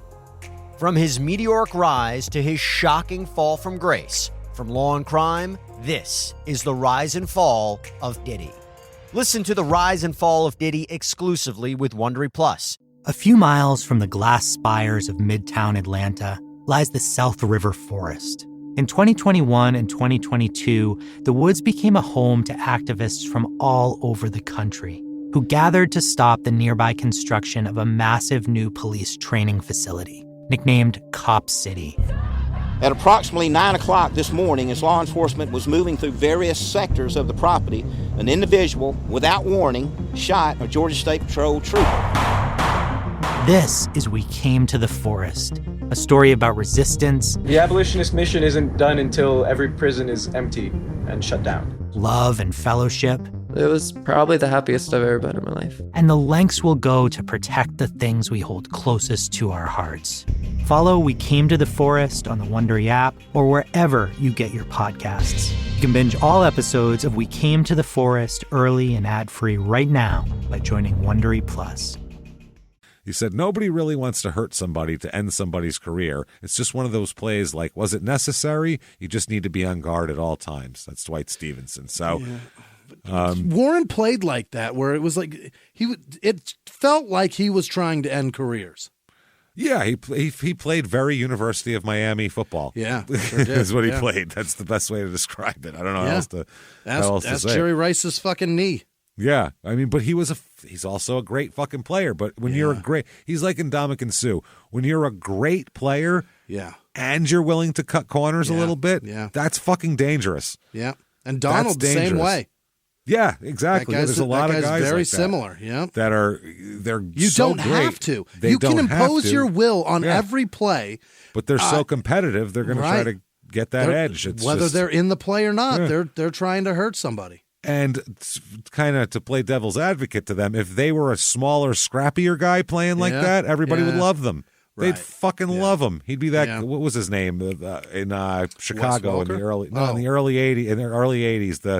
The safety in Chicago that they named the fucking defense after because the way he fucking came in and threw himself at people. I can't remember. I don't recall. But that guy, if you're that guy, everybody, look at him throwing his body around into people. But if you're 300 pounds, people go, you're a fucking scumbag. But you're playing the same way. You're going to hurt somebody. So, it's just because he's more skilled. So he remains in a Green Bay hospital November 29th now. He's been moved. Wow. Clifton, recovering from a sprained right pelvis and other complications. He spent 2 nights in a Tampa hospital and then was airlifted to Green Bay on Tuesday. Jesus. They said he's probably out for the rest of the season. They said he was really happy about getting a shower Wednesday night. He still hadn't had a shower from the middle of the football game. Oh, my. So he must have been disgusting. He's got Tampa, Florida sweat around his balls still? Still got stinky, salty Tampa sweat on his nutsack. Fuck. That was his first one since the injury, his coach said. He's been very upbeat and positive. Jesus Christ, man. That's wild. So, of course, everybody has opinions from this here. Yeah. That's it. So my favorites are the editorials sent into the newspaper here. Guy that's never played football a day in his life. Oh, yeah. This is December 1st, 2002, the Tampa Bay Times. This is Patricia Firestone of Palm Harbor, Florida. Oh, yeah. Yeah. I'm a 63-year-old grandmother and great-grandmother who is sick of the Warren Sapp bashing. Oh, she's had enough. Oh, yeah. If people do not like Sapp's attitude off the field or his personality, then do not invite him to dinner. He's a professional athlete, and all he owes his fans is to be the best he can be, which he does every game he plays. He's one of the reasons that I'm proud to be a Bucs fan. He is also invited to dinner at my home anytime. Thanks for the Super Bowl, Carlos. Yeah, thanks, Carlos. Then Dottie McQueen from Palm Harbor says... what did Dottie say? Dottie says, Warren Sapp is every mother's nightmare for what her child could become. Loud, obnoxious, pompous, condescending, and with no common sense. Also rich, too. You could retire, Dottie. Yeah. And David Miller from Lake Park, Georgia says, I have lost all respect for Warren Sapp. Oh, Hitting an absolutely defenseless lineman is inexcusable. It was a cheap shot, something we would not expect from a Pro Bowl player. Get ready, Warren. You're a marked man. Okay. Jesus Christ. This goes on. Mary Workman says he made a clean hit. He did not grab him and throw him to the ground or hit him in the back or spear him. He was doing his job, as he did it well. Okay, Mary. Mike, this I actually agree with. Mike Sherman should have gone to John Gruden or even the NFL commissioner with his complaint.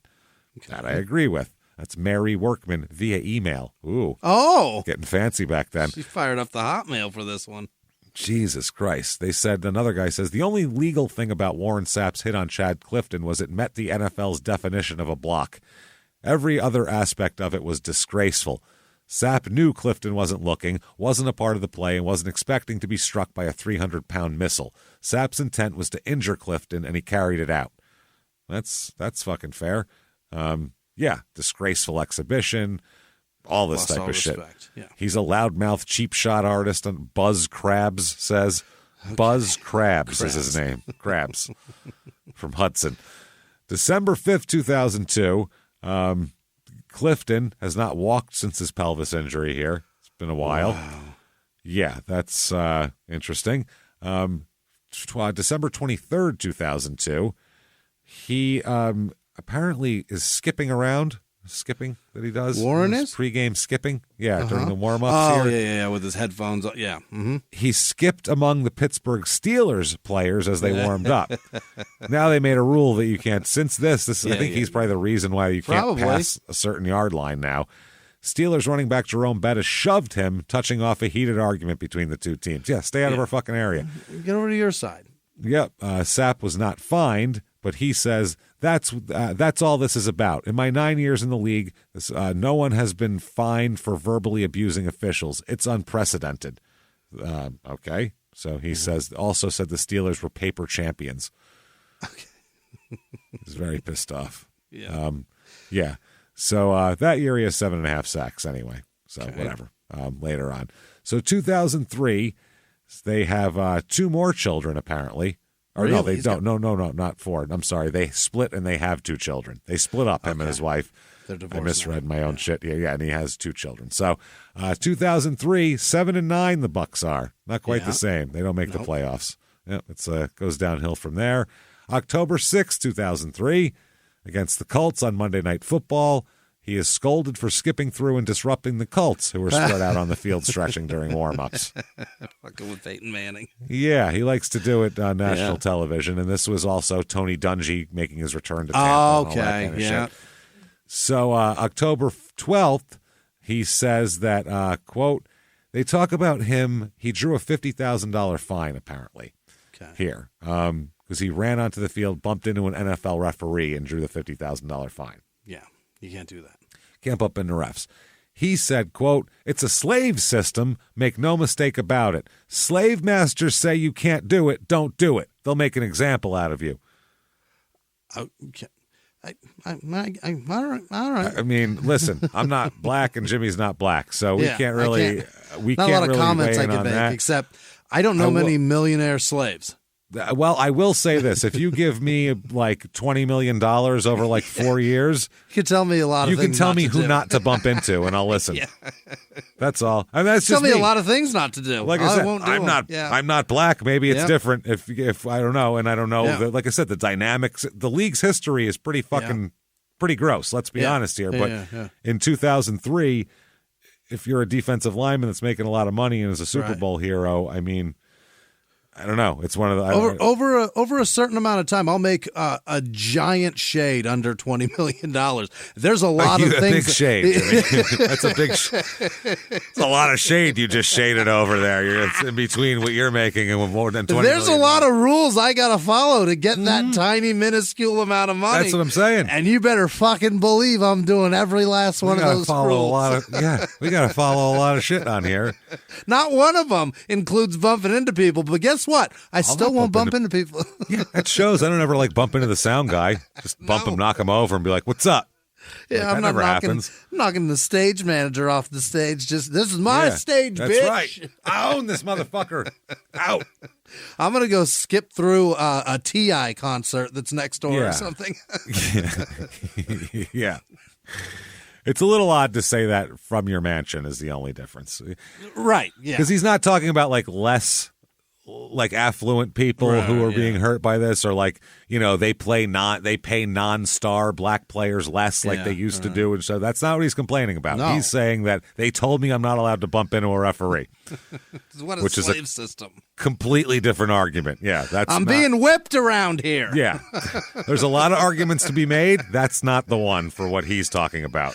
Really castrated against your will there, Carlos. Oh, shit. That's wild. So October 13th, 2003 here. Yeah. Jesus Christ. They're trying to, apparently they're now they love the uniforms, by the way. Oh? Oh, yeah. Now they're into the pewter. Yeah. Yeah, they love the pewter. Warren Sapp said, for rotund individuals, a tailored fit in deep colors is the key to elongating your stems.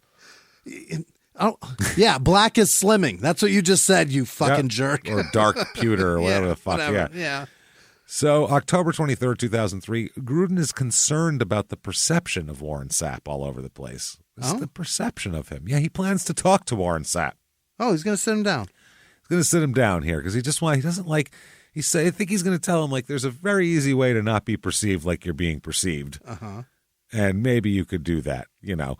Gruden said, honestly, I didn't see him kick the pylon during pregame warm-ups. That was brought to my attention on the plane after the game. But I'll say this. Some players have certain ways of getting themselves ready to play. I don't believe Warren Sapp disrespects football. I don't believe he did it in a disrespectful manner. I've not talked to him about it since the incident, but I look forward to it. So he kicked over a pylon in the pregame warm-ups versus the San Francisco 49ers, which they could easily put back. They get knocked over multiple times a game, but it's still, you don't do it, and he knows that. Did he do it on purpose, or did he do it just No. He went by and kicked it. Yeah. I mean, he didn't he wasn't like looking back and backed into it or something. Right. He fucking booted the goddamn thing. So that's very, very interesting. Warren, though, says, Gruden says, we need to concentrate on what's going on between the lines. Although I am concerned about the image he's portrayed because he's a great player and he's great for the game.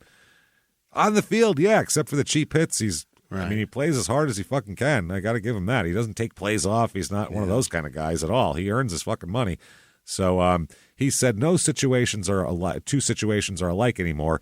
Certainly you're dealing with one of the more emotional people I've ever met. He's trying.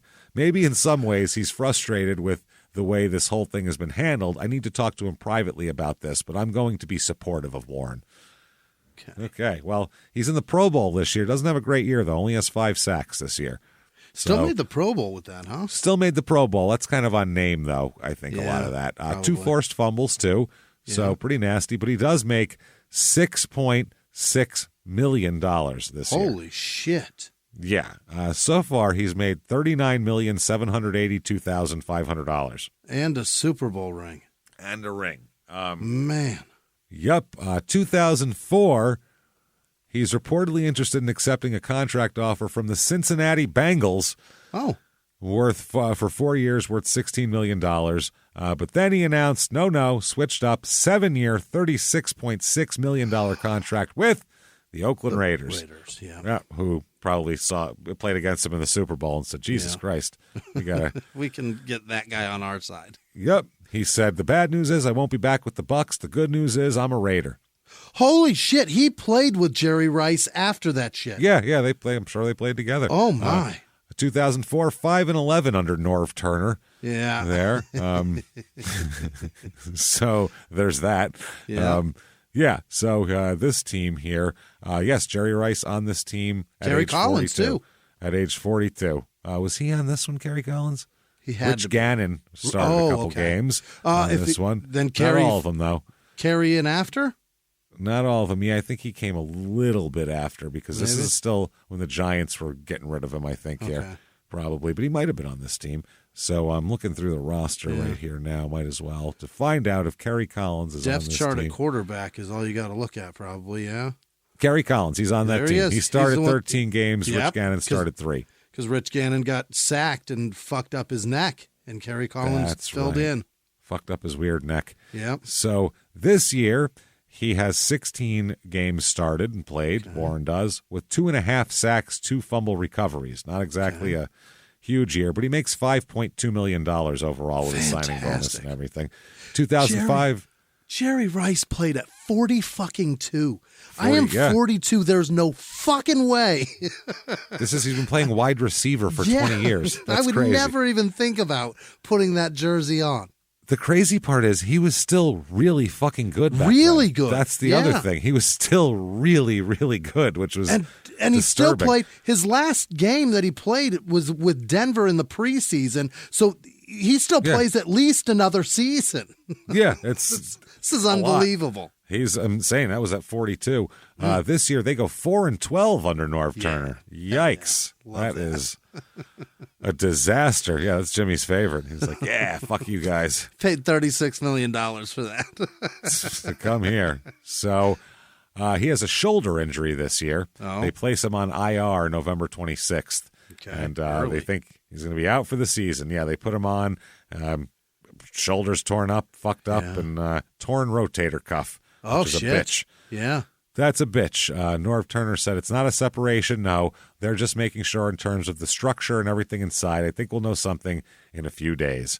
So he makes $765,000 and a couple of bonuses for a total of $4.5 million this year. Not bad. Not bad at all. It's 5 sacks and a forced fumble.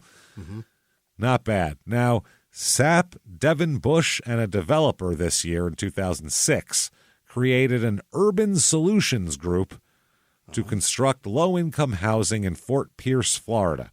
Oh. The PNC Bank loaned the group money, but by 2008, the real estate market fell apart, and the project ended up in failure. Oh, no. Worst time to have a project going is late 2006. It's a bad time. Even for low income, that's brutal. Yeah. 2006 Raiders, Coach Art Shell back again. Christ, he coached them in like 1990, for fuck's sake. They brought him back. Where did he go to? Cleveland and then back to I don't even Philly? remember. Don't remember. remember. Their old defensive lineman there back in the day, or offensive lineman. He was a lineman of some kind in the 70s. 2006 Raiders go 2-14. Wow. That is a train wreck. That is really bad. They've just gotten worse every goddamn year. Jesus Christ. That's a disgrace. So, yeah, there you go. They suck. Completely suck. Warren has 10 sacks this year, though starts all 16 games. So got his shoulder fixed up, feeling good. Makes himself $4.6 million also. Wow. The only person doing well on this team. Fuck yeah, he's happy. I don't know what you guys are bitching about. I feel good.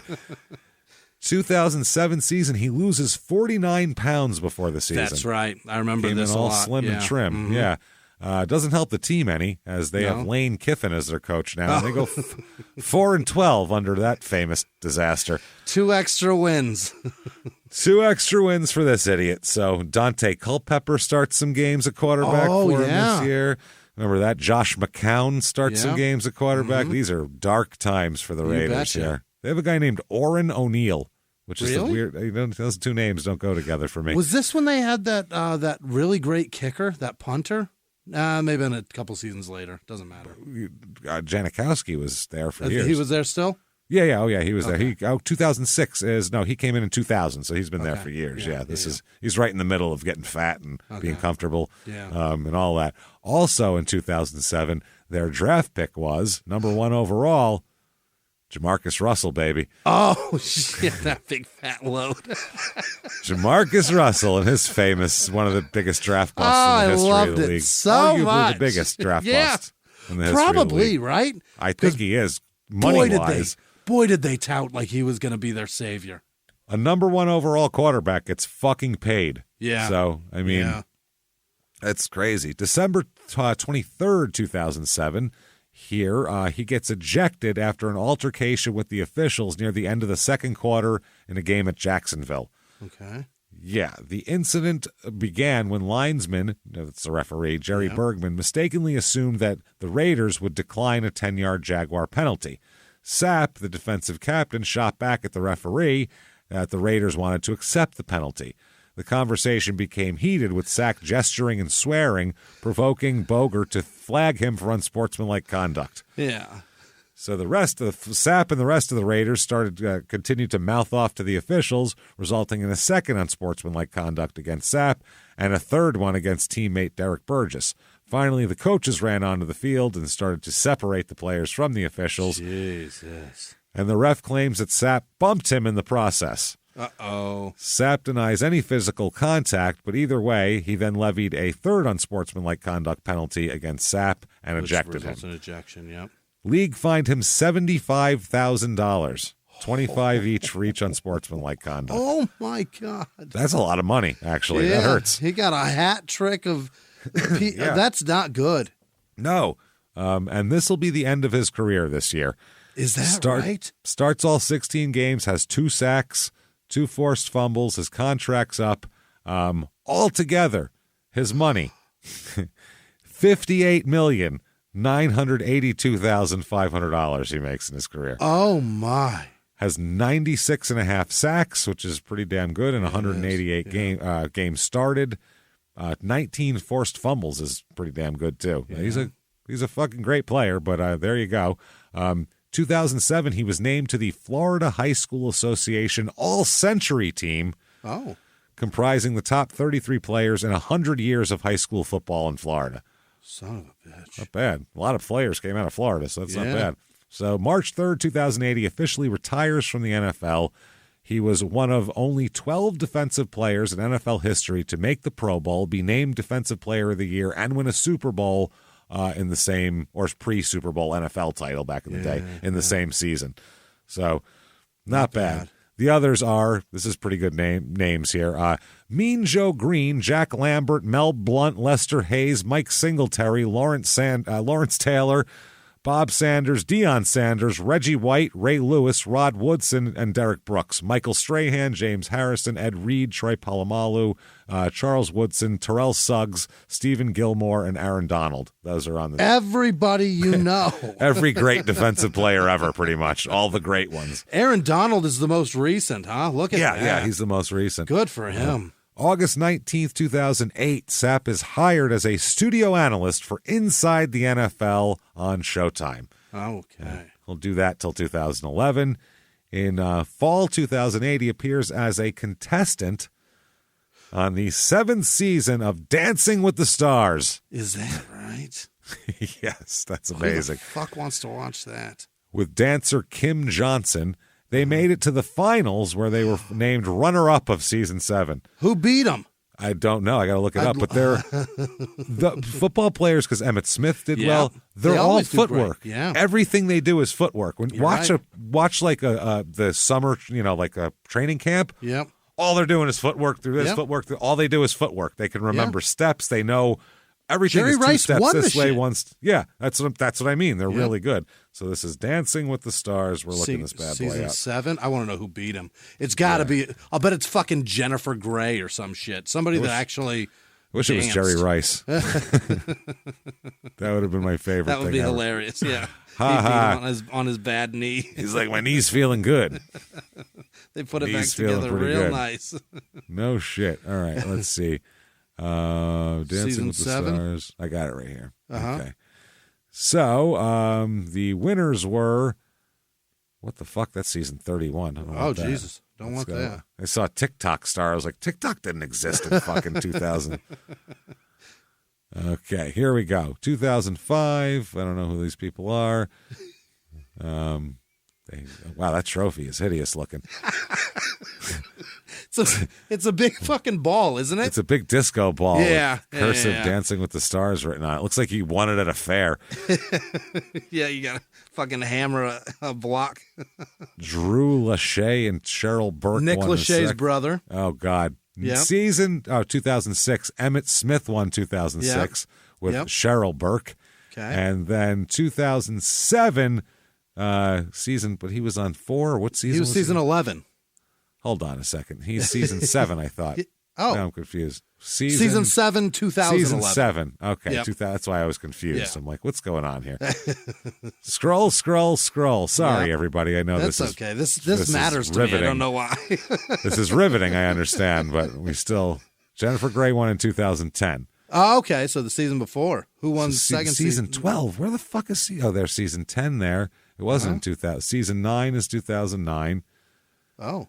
Season 7, Brooke Burke and Derek Huff. What? Yeah. Brooke Burke is that chick from E.T. or some shit like that? Yeah, one of those. Yeah, she's a Entertainment Tonight or some shit. Yeah, she talks to famous people. Yeah, and then hi. She dances with Derek Huff. How does it feel to win a Golden Globe is what she asks people all the time, probably, or something. It's very shit embarrassing that I know that she's the star and Derek Huff is the dancer. Oh, I knew that. I knew who she was. I remember Nobody her from... should know that as a man. Well, I didn't know who Derek Huff was, but it's process of elimination, knowing that she was a presenter on shows in the early 2000s, I figured. He was either married to or his sister is that other Huff chick who sings, I think. She's sick hot. I don't know. Interesting. The other Do you know what I'm talking about? Yeah. She's a dancer too. She is a dancer, isn't Dances she? the fuck around, yeah. That's why she's dances stunning. around. Jesus Christ. March 2009, he is at the Comedy Central roast of Larry the Cable Guy where he performs. Comedy? He got jokes, Jimmy. Comedy. Listen, he, Warren. He roasted a guy that's got more money than him? No shit. Listen, Warren, I'll stay off the field, but you know what I'm saying? Yeah. Get the fuck out of here. I'm not trying to hit people, Warren. Stay the fuck off my stage. You're going to learn a valuable lesson, Warren, that this is not the place for you. So, I I kind of want to watch his set just to fucking hate him more. Yeah, I mean, someone wrote it for him. Yeah, so he didn't write anything. No, that's the writing of those, not the performing of them. That is the fun part. How just easy roast would it be jokes. to roast fucking Warren Sapp? That'd be Or great to have Larry him on the Cable dais Guy just for that. also. Yeah, there's that too. Jesus Roasting Christ. a guy, roasting a fucking fictitious character. That's what I mean. Who are we roasting? We're not roasting you. We're This is roasting your stupid. overalls. That's I'm it. roasting a man who has $1 billion for not being himself. I'm just roasting a trucker hat at this point. That's all I'm doing. Sitting atop a pair of overalls. Like, what's happening? I'm roasting a fishing lure on a hat. Yeah, that's it. That's all I'm roasting. February 6th, 2010, Sapp has some problems here. Uh-oh. He is in South Florida, and he is charged with domestic battery, which is not good. No. 1 count of misdemeanor domestic battery has to appear before a judge here. The NFL Network spokesman says, "We have been made aware of the arrest of Warren Sapp by the Miami Beach Police Department. In light of the circumstances, Warren Sapp will not appear on the NFL Network while we review the matter." Oh. Yeah. The allegation was reported that around noon Saturday, detectives interviewed Sapp later that day. The alleged physical altercation came against a female acquaintance and took place at 6 a.m. Oh, my. Yeah, at the Shore Club Hotel where he was staying. That tells me that is after a long That's night. a long night. Yeah, that Long is night not in Miami. early morning. Yeah. The victim had a swollen knee and bruises on her neck, according to the arrest affidavit. She told detectives she was partying with Sapp and her friends at the hotel and asked for his room key when she grew tired. Sapp reportedly woke up the victim a few hours later and they started to argue. Bitch, get up. I want to argue with somebody. I think I know what that argument is. Yeah, that's I want sex. I want to sleep. You're That's sleeping the in my argument. room. Yeah. Well, if you're in my room, we're going to do this. Yeah. You can get the fuck out. Blah, blah, blah. That's the argument. This is coming from both sides. She told investigators that Sapp started to choke her and pushed her down on a couch. That's extreme. Oh, boy. That seems like a bit much for that. Wow. That is a lot. Yeah. As the argument escalated, I think choking is pretty escalated. Yeah, it's as escalated as it gets, usually. I don't ever escalate an argument That's that much, far, so that's a lot. As it escalated, Sapp grabbed her by her shirt and neck and threw her down again. He told investigators he let her stay in his room but asked her to leave a few hours later. He told police that the woman fell on her leg when he tried to help her get off a couch. Come here, darling. Like it's his grandmother. Come here, sweetie. Let me help you up.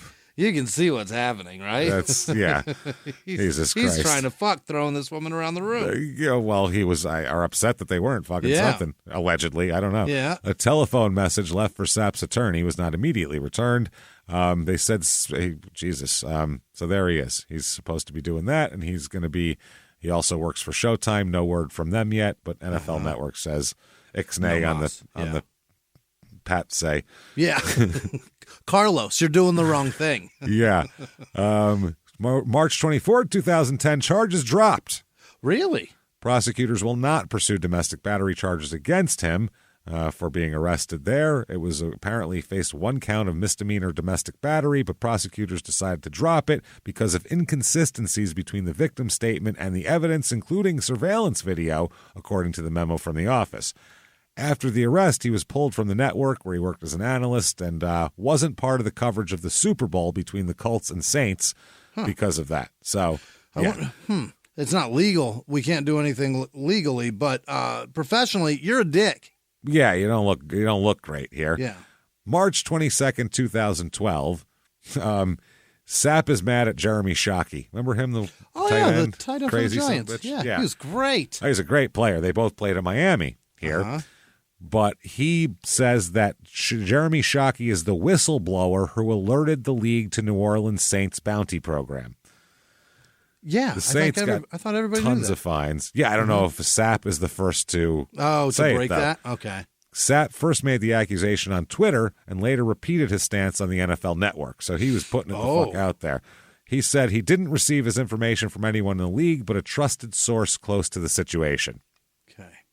Shockey adamantly denied this charge on Twitter as well. Shockey played for the Saints in 2008-10 and caught the winning touchdown in the Super Bowl there. Yeah. So, so they apparently there's been an issue here. Shocky's been kind of drugged through the mud lately here. Amani Toomer, former wide receiver there, the teammate on the Giants, he called him a bad teammate and a worse person on Twitter, talking about Shockey. I mean, didn't Shockey famously fuck other dudes' wives? Oh, he was a total. He's a complete piece of shit, Gronkowski right? before Gronkowski existed, is what he was. But he was he didn't go full Gronkowski was the problem. But Gronk looks like a nice guy that wouldn't be a douche. You know what I mean? He looks like he's not smart enough to be a douche. Right. And Shockey is just he's owning it. He is the most greasy, just a slimy man. Yeah. He's like, what's up? Yeah. What's up with your girlfriend and her sister? What's up? Is that your wife, bro? What if I fingered her? Would that be all right with you? Would that be cool with you? I would not put it past Shockey to say that. I guarantee you he said those words before. While he was already fingering her. Oh, yeah. Is that cool? Is it cool if I put two in? Bro? Is that all right, bro?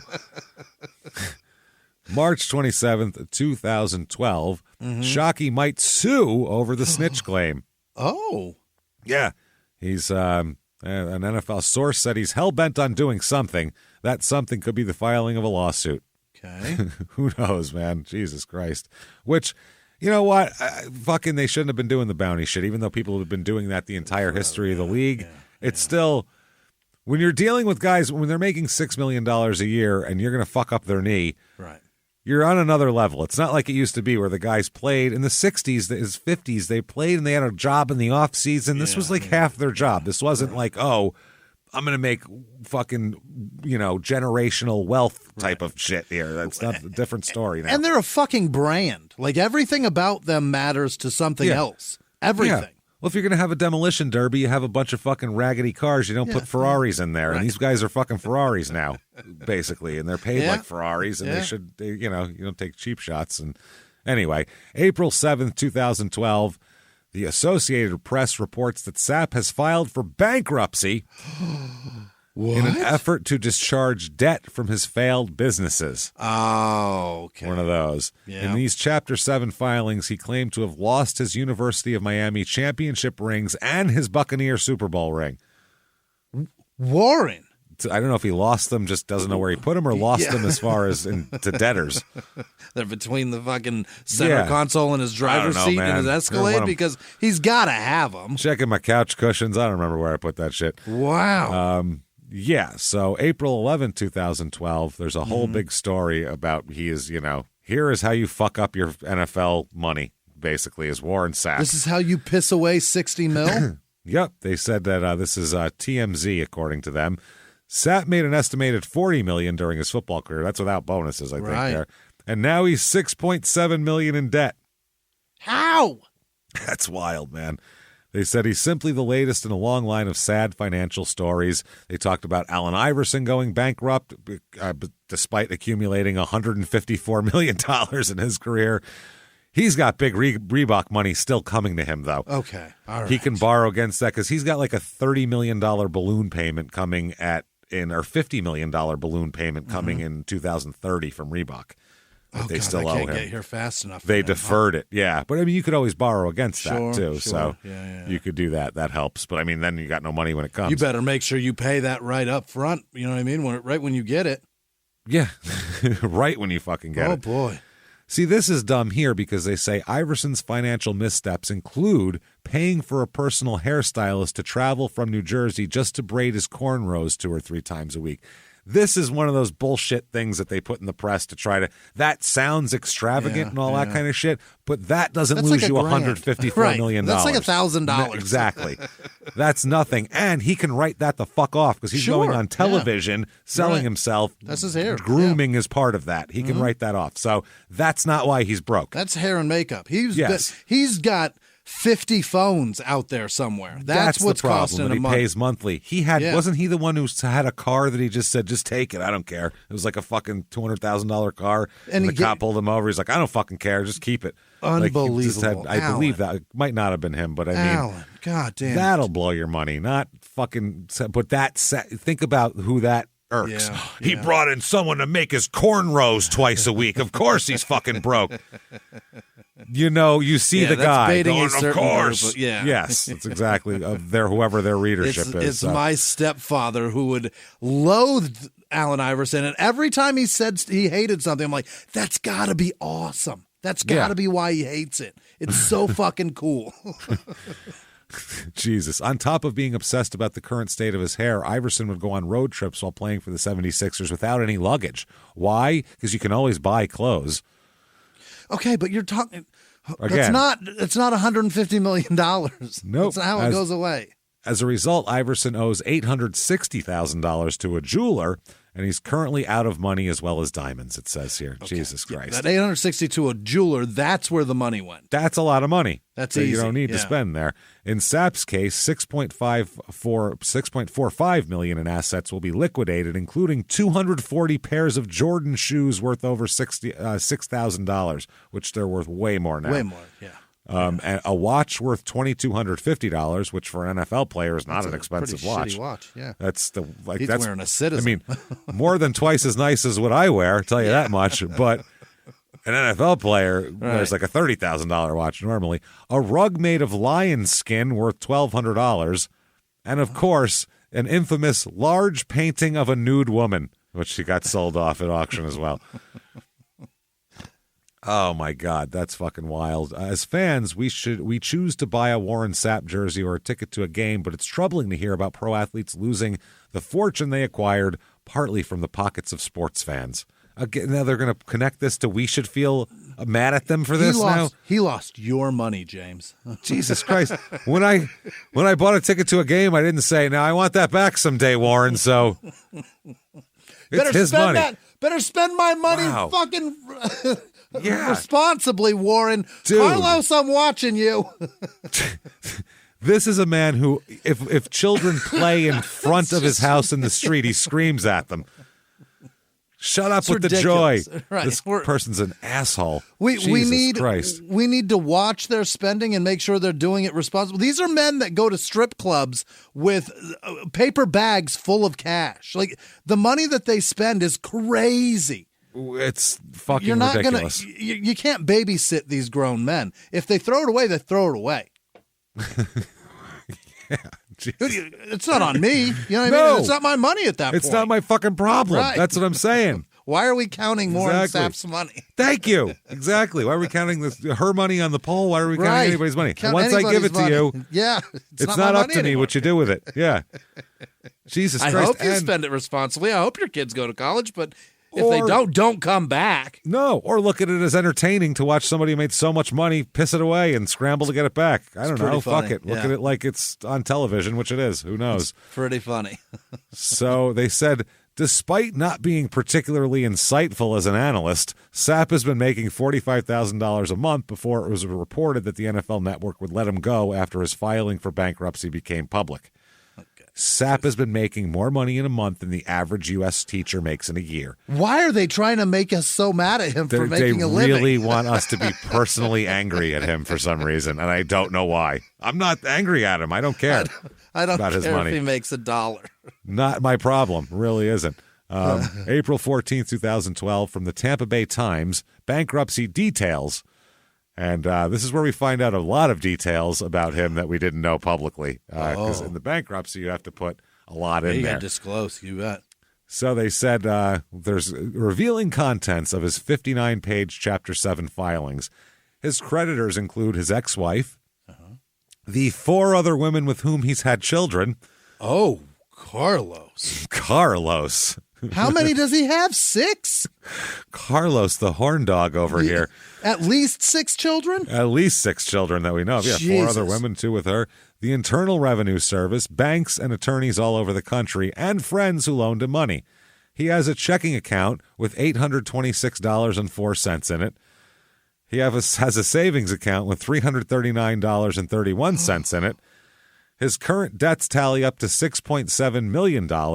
No small task for a man who signed 3 NFL contracts totaling $77 million and who won't turn 40 until December. Oh my God, he's 39. Christ. He's 39. Oh, $6 million has $1,200 to his name. Wow, that is holy shit. How did he do it? The filing tells the tale. Here we go. Sapp has an 18,000 square foot mansion in the Orlando area in the neighborhood of Windermere, which is apparently any neighborhood that has an 18,000 square foot mansion is a pretty exclusive place, I assume. Yeah. That's where his ex-wife lives. Oh, shit. Oh, man.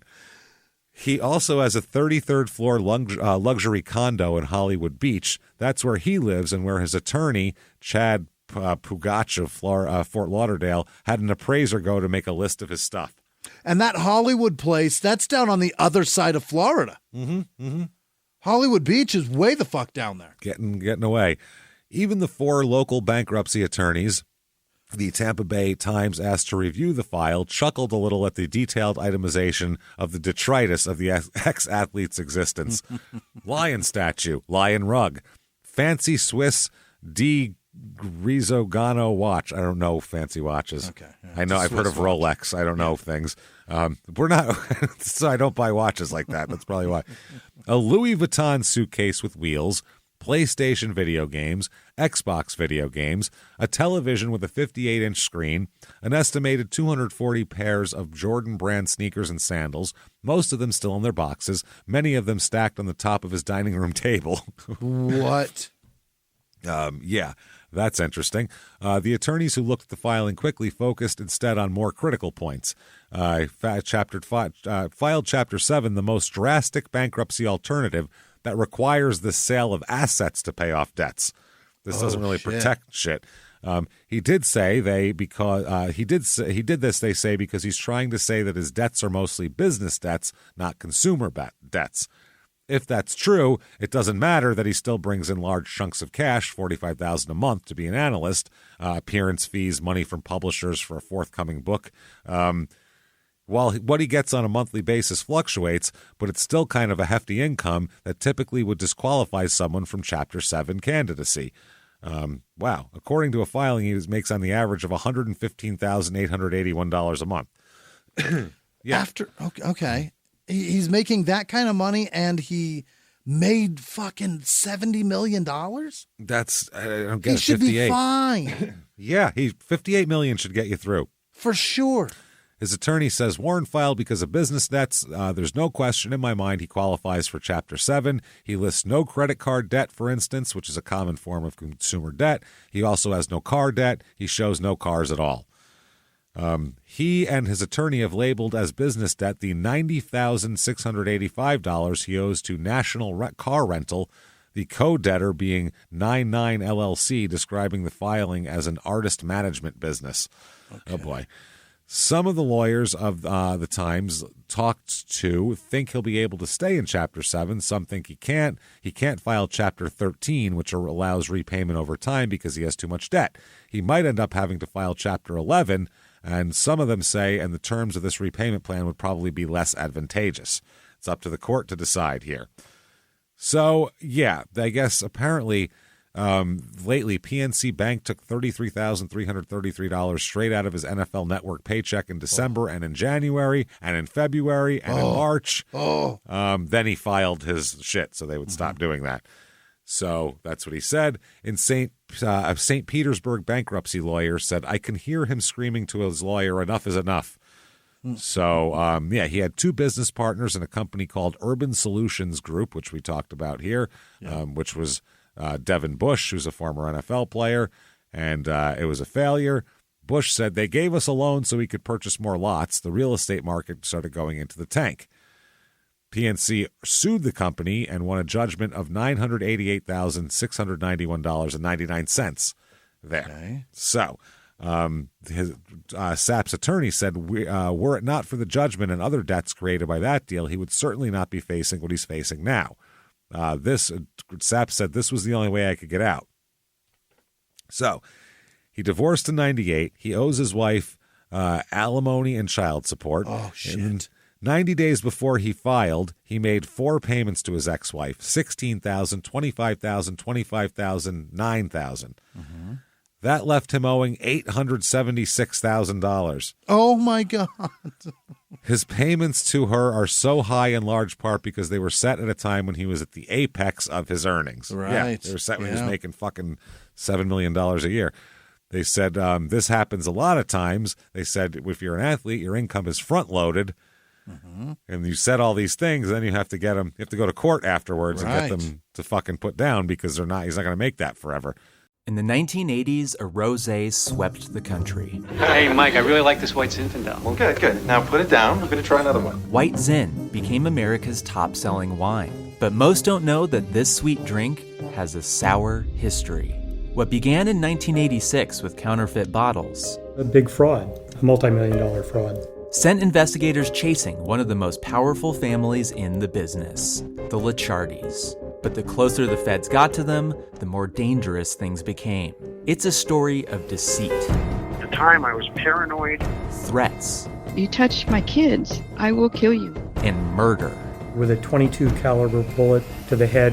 What started with a scheme to mislabel wine spilled into a blood-soaked battle for succession. Welcome to Bloodvines. You can binge listen to Bloodvines exclusively and ad-free on Wondery Plus. Join Wondery Plus in the Wondery app, Apple Podcasts, or Spotify. So he has 4 other children with 4 other women, by the way. Jesus, Warren.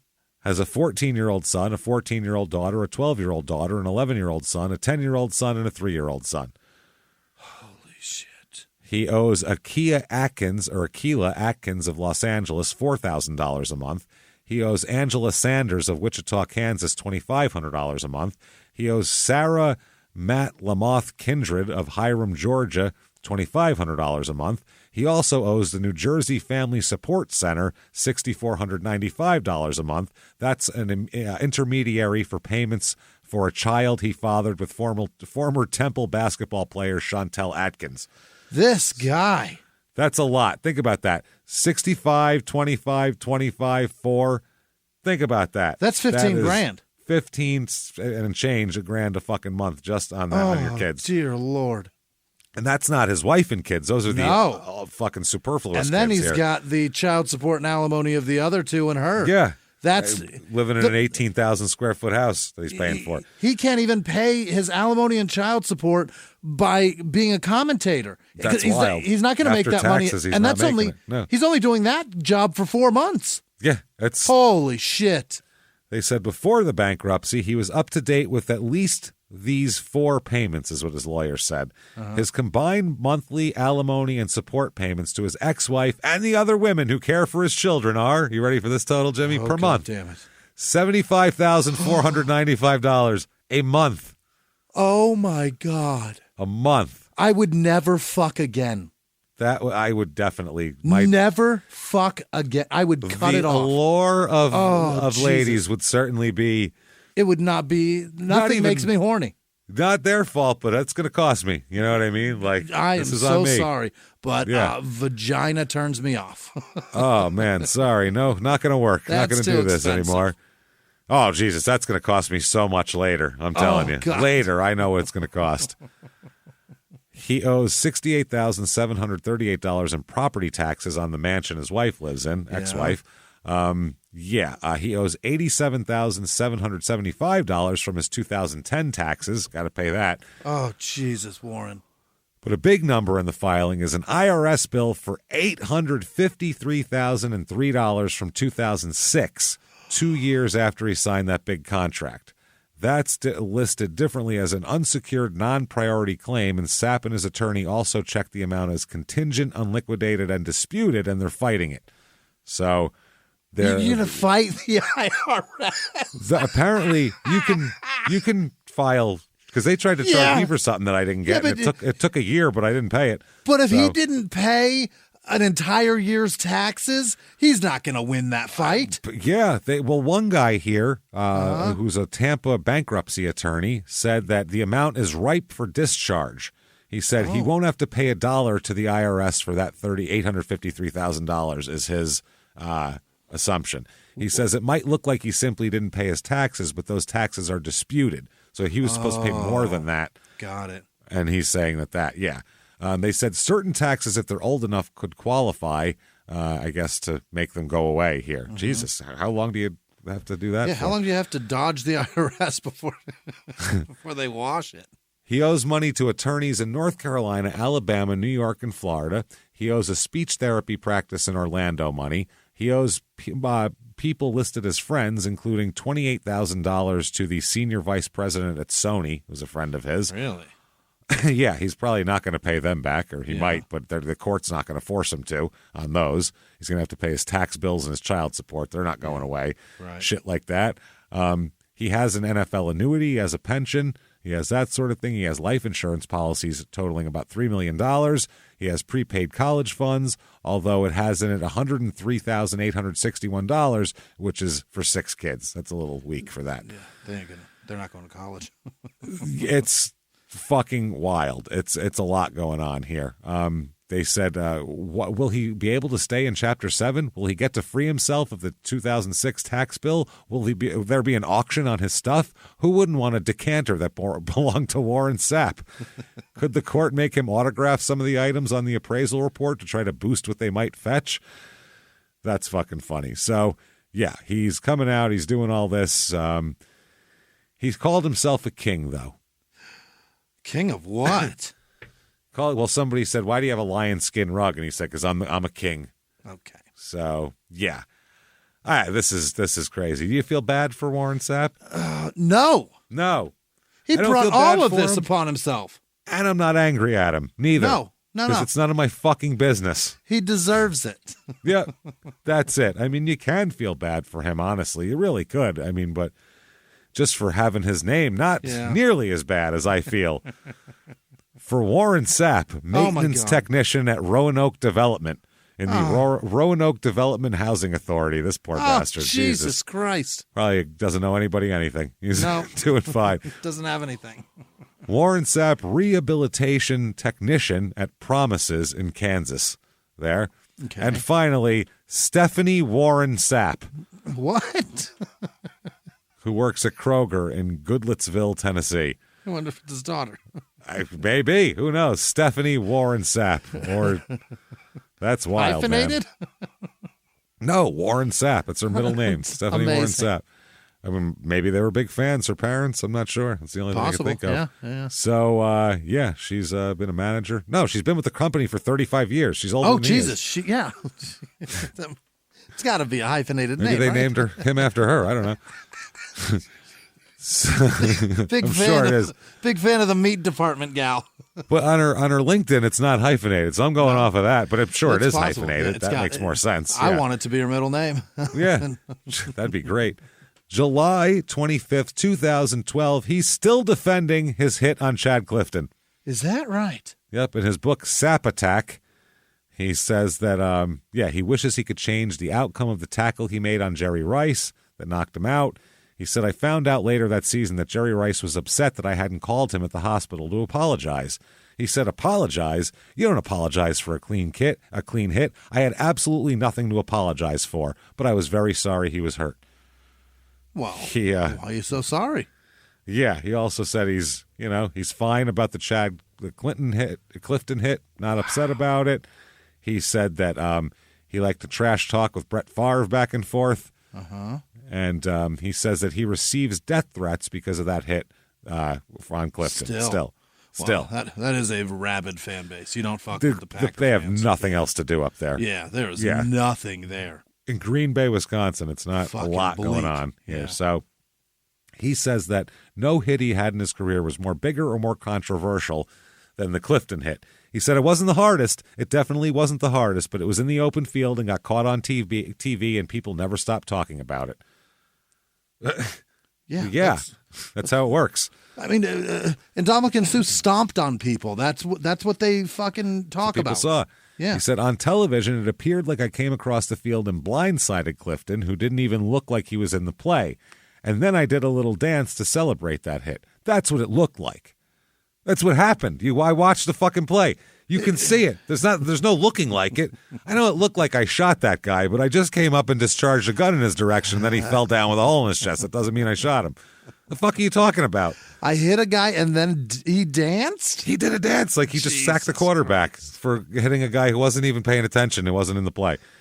He said basically the impression was that I had mugged an innocent bystander.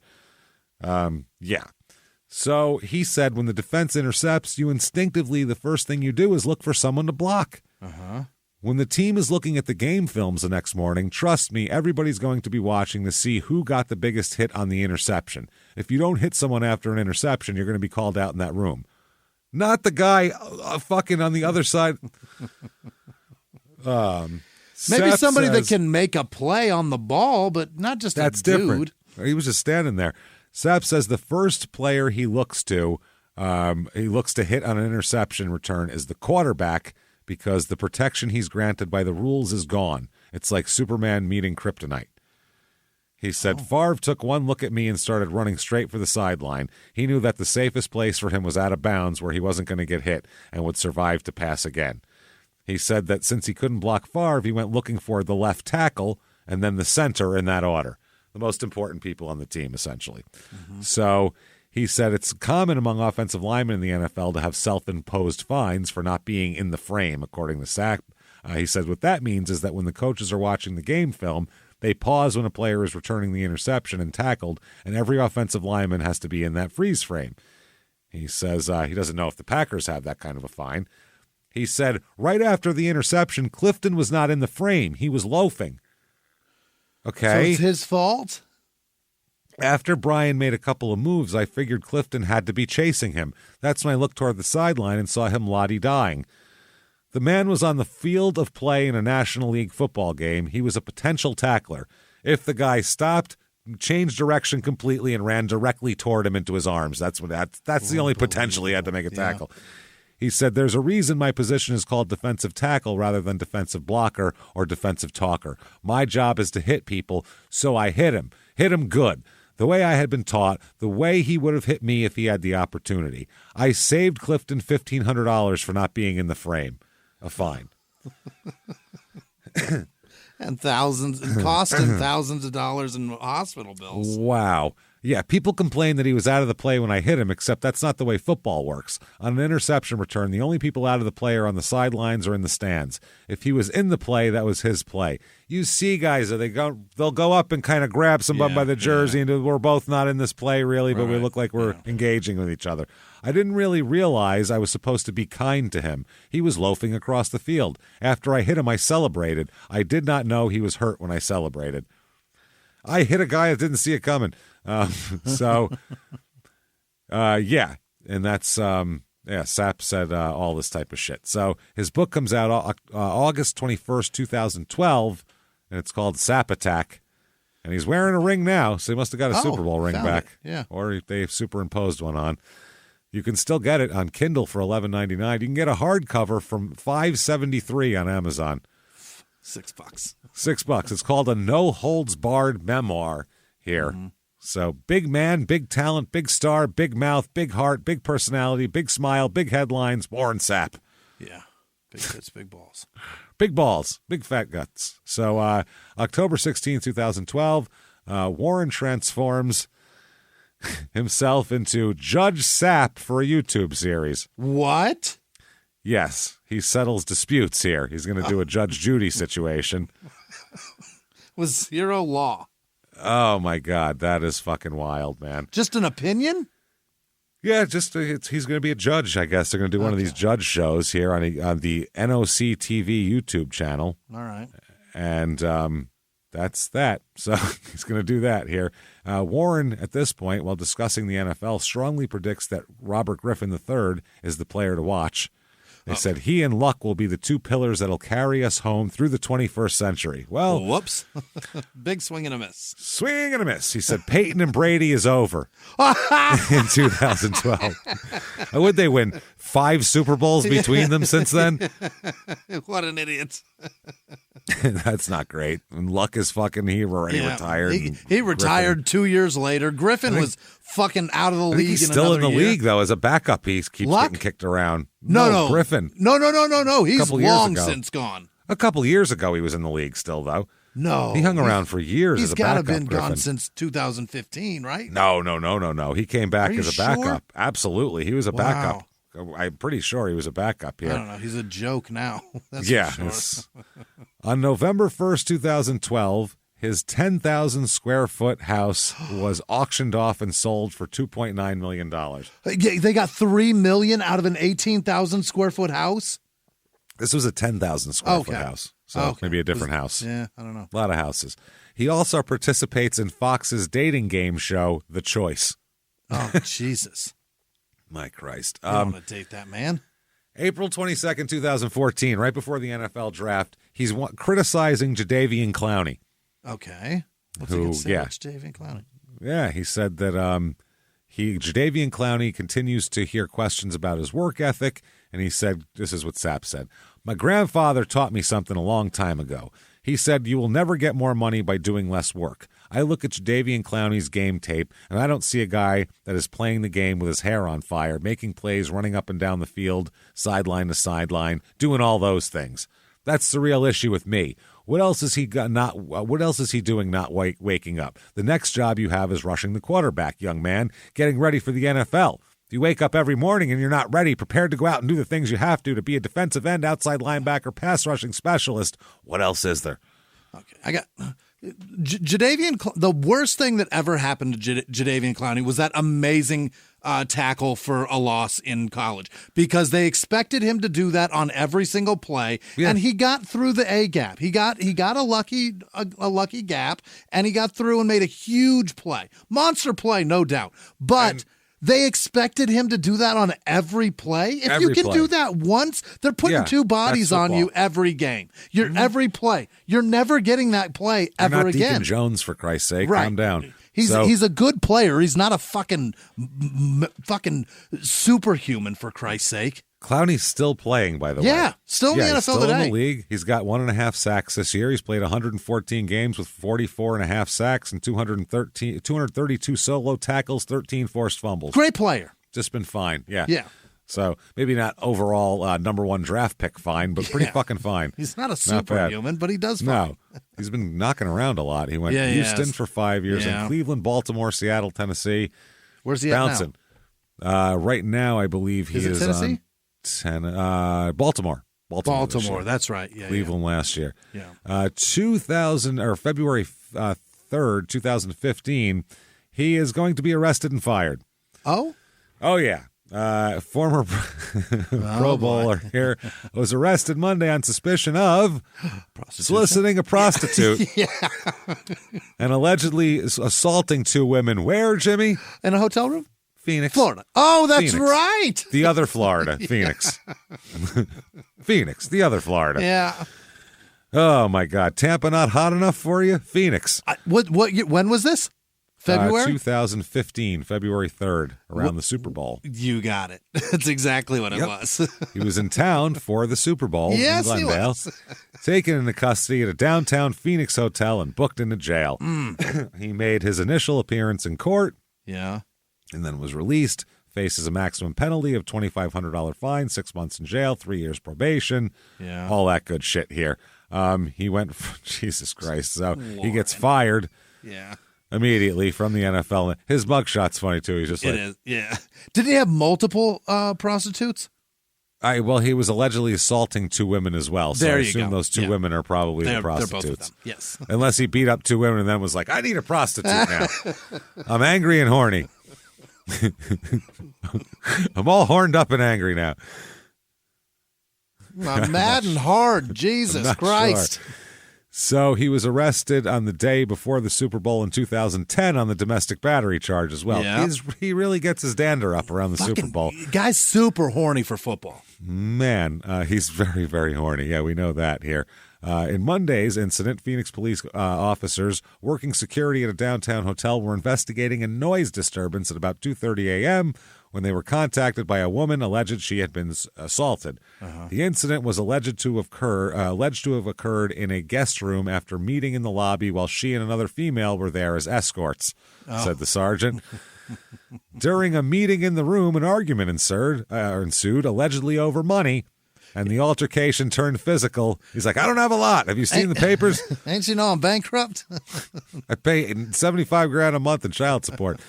The altercation turned physical, spilling out into the hallway. Wow. During the investigation, detectives were able to establish that an act of prostitution occurred in the room by at least one of the females. Oh, he did something. He did something. So, and then he's angry? Yeah. Oh, who gets a blowjob and then fights about it? Yeah, why are you so mad after you come? After a blowjob, you'd be like, I don't care how much it costs. That's great. Like you said it's like 50, whatever. It's like eating a great meal and you've had like 3 glasses of wine. Remember last time we went out when you were here? We had all the pasta and wine, and after that, we're like, whatever, it's fine. You give me the check, I'm paying it. Here's my credit card. Fuck it, just take. I don't give a shit. Yeah, it's one of those. I felt good. That's the same thing. How do you haggle over price post load drop? That's nuts. That's crazy. They said Sapp was taken to police headquarters in question and admitted involvement in an act of prostitution, but denied assaulting the females. Oh. Minor injuries consistent with the struggle were observed by investigators on both females. Really? Police said Sapp was booked into the jail on suspicion of soliciting a prostitute, 2 counts of assault, both misdemeanors. They said that one woman was cited for prostitution and released. The other woman was later located at a hotel in nearby Peoria and cited for violating the city's escort permit requirements. What? And released. Escort at that point. It's a separate thing. They have a requirement for a license or something? Apparently, some kind of escort license. I don't think you're allowed to suck dick with that. Yeah. I think that's a non-dick sucking. It says there's a dick sucking provision on it. You're not allowed. It's like organ donor, no sucking dicks. It's the card you get. Yeah. So ABC 15 here in Arizona confirmed the news and provided additional details. Oh? Saying that Sapp met the 2 women in the lobby of the hotel before they went back up to his hotel room. They started discussing money and a physical altercation occurred. This was 2:30 in the morning. This all happened, by the way. A few more details come out. Sapp paid $600 for sex acts, apparently. Okay. Yes, allegedly, apparently. Facing, obviously, the same charges. Accused of assaulting 2 women. It's at the Renaissance Hotel in downtown Phoenix. Ew, are you serious? That's not even a good one. No. No, it's not. God damn it. Carlos. Oh, that's the one you expect somebody's getting a $600 blowjob in. Yeah. Yeah. Go to the Biltmore, you cheap bastard. He didn't even go to the Kimpton. That's a nice Nothing. one. Yeah, that's what I mean. That's a decent one down there. While one of his victims reported their age was 23, that's the prostitution charge. Another woman was 34. Oh. She identified herself as the 23-year-old's coworker. One way to put it. Cited for failure to register with the state as an escort. Investigators say Sapp was in the hotel bar when he struck up a conversation with the women who claimed to be dancers at a popular Las Vegas strip club and invited them up to his room. Yeah. The women told police they were dancing for Sapp inside his room as he threw $100 bills at them. He should have been throwing 5s. That's amazing. Yeah, maybe that bankruptcy claim is... But investigators say Sapp reported giving each woman $300 in exchange for a sex act. The 23-year-old complied by giving him oral sex, which Sapp recorded on his cell phone. Oh, Carlos. And later showed police. Uh-huh. While the 34-year-old hid in the bathroom and didn't emerge until she heard the pair arguing back and forth here. Sapp told the police that the 23-year-old asked for additional money for intercourse, that was just for a blowjob, and began yelling when he refused to pay her more. Okay. He said, quote, the police report said, he told her several times that she needed to leave, but she was irate. At one point, she used Warren's phone to call security to his room. The woman said she was collecting her belongings when Sapp grabbed her by the arms and threw her into the hallway, the force of which knocked both women down, according to the report. Wow. She said, I do what I do, but that doesn't give him the right to put his hands on me, is what she told police. I agree with that. But before we go in this room, we make decisions on what things cost, and that way there's... Before anything's done. Right, before anything's done. We don't... That goes for both sides. Exactly. 100%. What are we going to do? Yep. How much is this going to cost? Yep. We're going to settle all this up front. Because if you decide that you don't want to pay for whatever service that you don't get to manhandle somebody. You don't get to be throwing women around. You certainly don't get to toss women into the hallway. That's nuts. Degrade them because they're below you because they perform sex acts for money. You were the one wanting this service, at the Renaissance Hotel. At the Renaissance, Carlos, you son of a bitch. Calm down, Carlos. Carlos, calm down. You're not better than her, Carlos. No. Nope. May 19, 2015, charges dropped again. Uh-huh. Yeah. Yeah. He was arrested. Court records show he successfully completed a prostitution solicitation counseling program. What is that? What you is won't that do it like? again? I won't do it again. Okay, you're going to go on your way. I'll get free blowjobs from now on. And still needs to complete a diversion program for the assault charge to avoid possible jail time. Yeah. He was fired from the NFL Network still. And, yeah, there we go. June 26, 2015, Warren is charged with domestic battery. The wheels are really falling off this bitch. Why does he hit women so much? He's very Warren, big, or allegedly. We don't know. You're fucking hands to yourself. Apparently, yes, authorities in Las Vegas have charged him with biting his girlfriend, throwing her to the ground, and stepping on her head. Wow. In an incident from April at the M Resort in Henderson, Nevada. So he has a girlfriend in April, but 2 months prior he had two girlfriends in a Renaissance. I think he's got a lot of girlfriends, put it that way. The criminal complaint filed charges Sapp with 3 domestic battery misdemeanors that carry up to 18 months in jail if he's convicted. The accusation against him, against Sapp here, he's obviously been arrested for, we know what he's been arrested for here. 3 months later, though, the Vegas police reported that Sapp and his girlfriend of 5 years were arguing when the former football player allegedly threw a margarita in her face at the resort's pool. The police report says security footage showed Sapp aggressively pull on the woman's arm or purse inside the resort, causing her to lose her balance. Sapp's girlfriend told the police that the arguing continued into during the drive home and at her Las Vegas condo. She told police that Sapp bit her middle finger at some point, but couldn't remember how it happened. After returning to the condo, she told police she wasn't sure how she ended up on the floor, but she remembered that Sapp had stepped on the right side of her face. Jesus. She thought she might have had a concussion after that. My Christ. So, wow. October 2nd, 2015, Warren takes a plea deal in the domestic battery case. Oh, really? This one didn't get dropped? No, it didn't. This will spare him jail time, is what it is here. He pleads no contest to this. It's one misdemeanor or domestic violence, or misdemeanor domestic violence charge. Okay. They fined him $345. Wow. And ordered him to pay $2,555 in restitution, log 48 hours of community service and 6 months of counseling, and stay out of trouble for 6 months. All right, figure it out, and you then dick. 2 other domestic violence charges will be dismissed. Okay. This is crazy. July 28, 2016. Warren Sapp says he got bit by a shark. Yeah. Okay. Remember this? In Florida? He was diving for lobsters in Florida when a shark got a hold of his arm and bit him. Okay.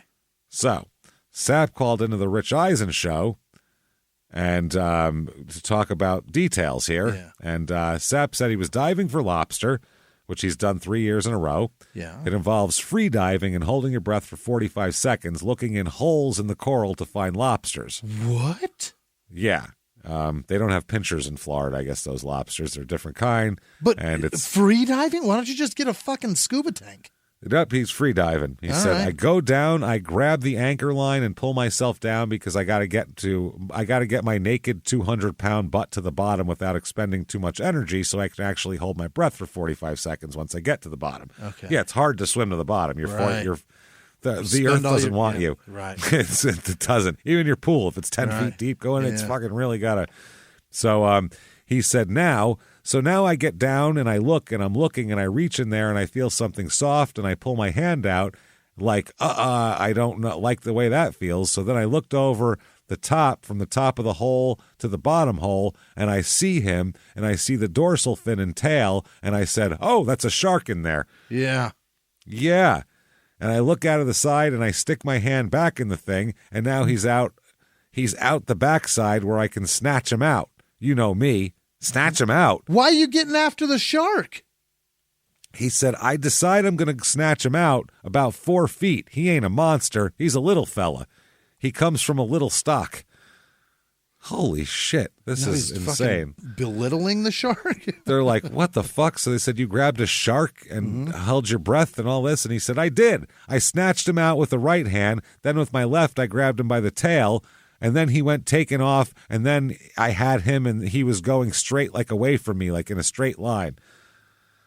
Wow. So I'm enjoying this moment. I actually fell into a moment where I was on the boat, with the sharks we grab up on the boat, and we grab them and take pictures and point them at the camera. Oh, that's right. Yeah. He had landed it, and it fucking bit him in the boat. Yes, he said, I look up at my friend JC and I turn back and I'm almost out of air at this point. Man, this sucker turns back and he grabs my shirt and wrist. I mean, right underneath where if you slice it, that's the bad part, right? Yeah. Yeah. So he's right at that point and he globs down onto the top of my shirt and I snatch down, and luckily my shirt had the top of his teeth because that part came loose after he swung his bottom jaw to bite me, and he knocked a nice little plug out. He got me to the gristle. It's past the white meat. Oh, God. I should have went to the doctor, but I'll be fine. What are you, joking? He got chunk of fucking flesh taken out of his arm? I'll be all right. I'll play doctor on myself for a week. I'll be fine. I wrapped it up, put some black tape on it, and went back in, Rich. I had to go get that lobster.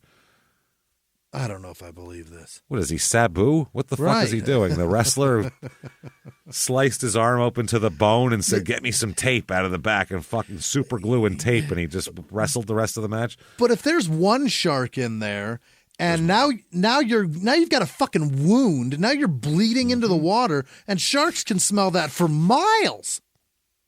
I would say so. He's out of his fucking mind. Oh, my God. No shit. So... okay, a lawyer representing a woman, this is 2020, who claimed that Warren Sapp plowed into her during a Super Bowl party for ESPN. She was trying to sue him, gets an issue order to pay his legal fees. Oh. Yeah. I guess this is Paul Blart Mall Cop actress Paula Tricky. Oh, she's in a movie. Yeah. Sapp said this was a bullshit case. They tried to extort me to pay out on some shit I didn't do.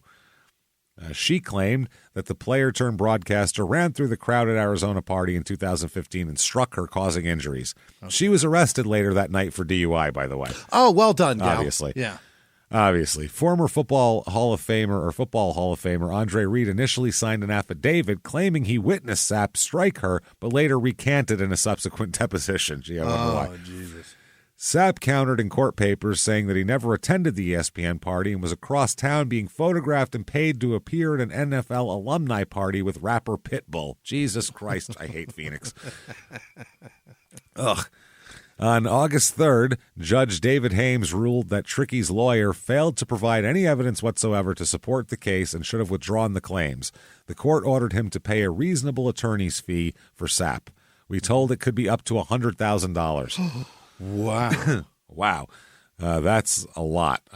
Yeah, now this is interesting. Phillips, that lawyer, currently repping the family of Don Lewis, Carol Baskin's former husband who disappeared, has filed an appeal. It's all Florida, baby. That's all Florida. It always comes back to Florida. Fuck, man. Always comes back to Carol Baskins. It was a legally unfair and insufficient ruling, which will be overturned on appeal, he told us. He has repeatedly requested the judge recuse himself. But Sapp said, game over for the other side. It's sanction time, baby. I tried every way possible to show they had the wrong person. Literally, no one believed me. I can't be in two places at the same time. I mean, if he was there, he was there. What do you at another place? He's at another place.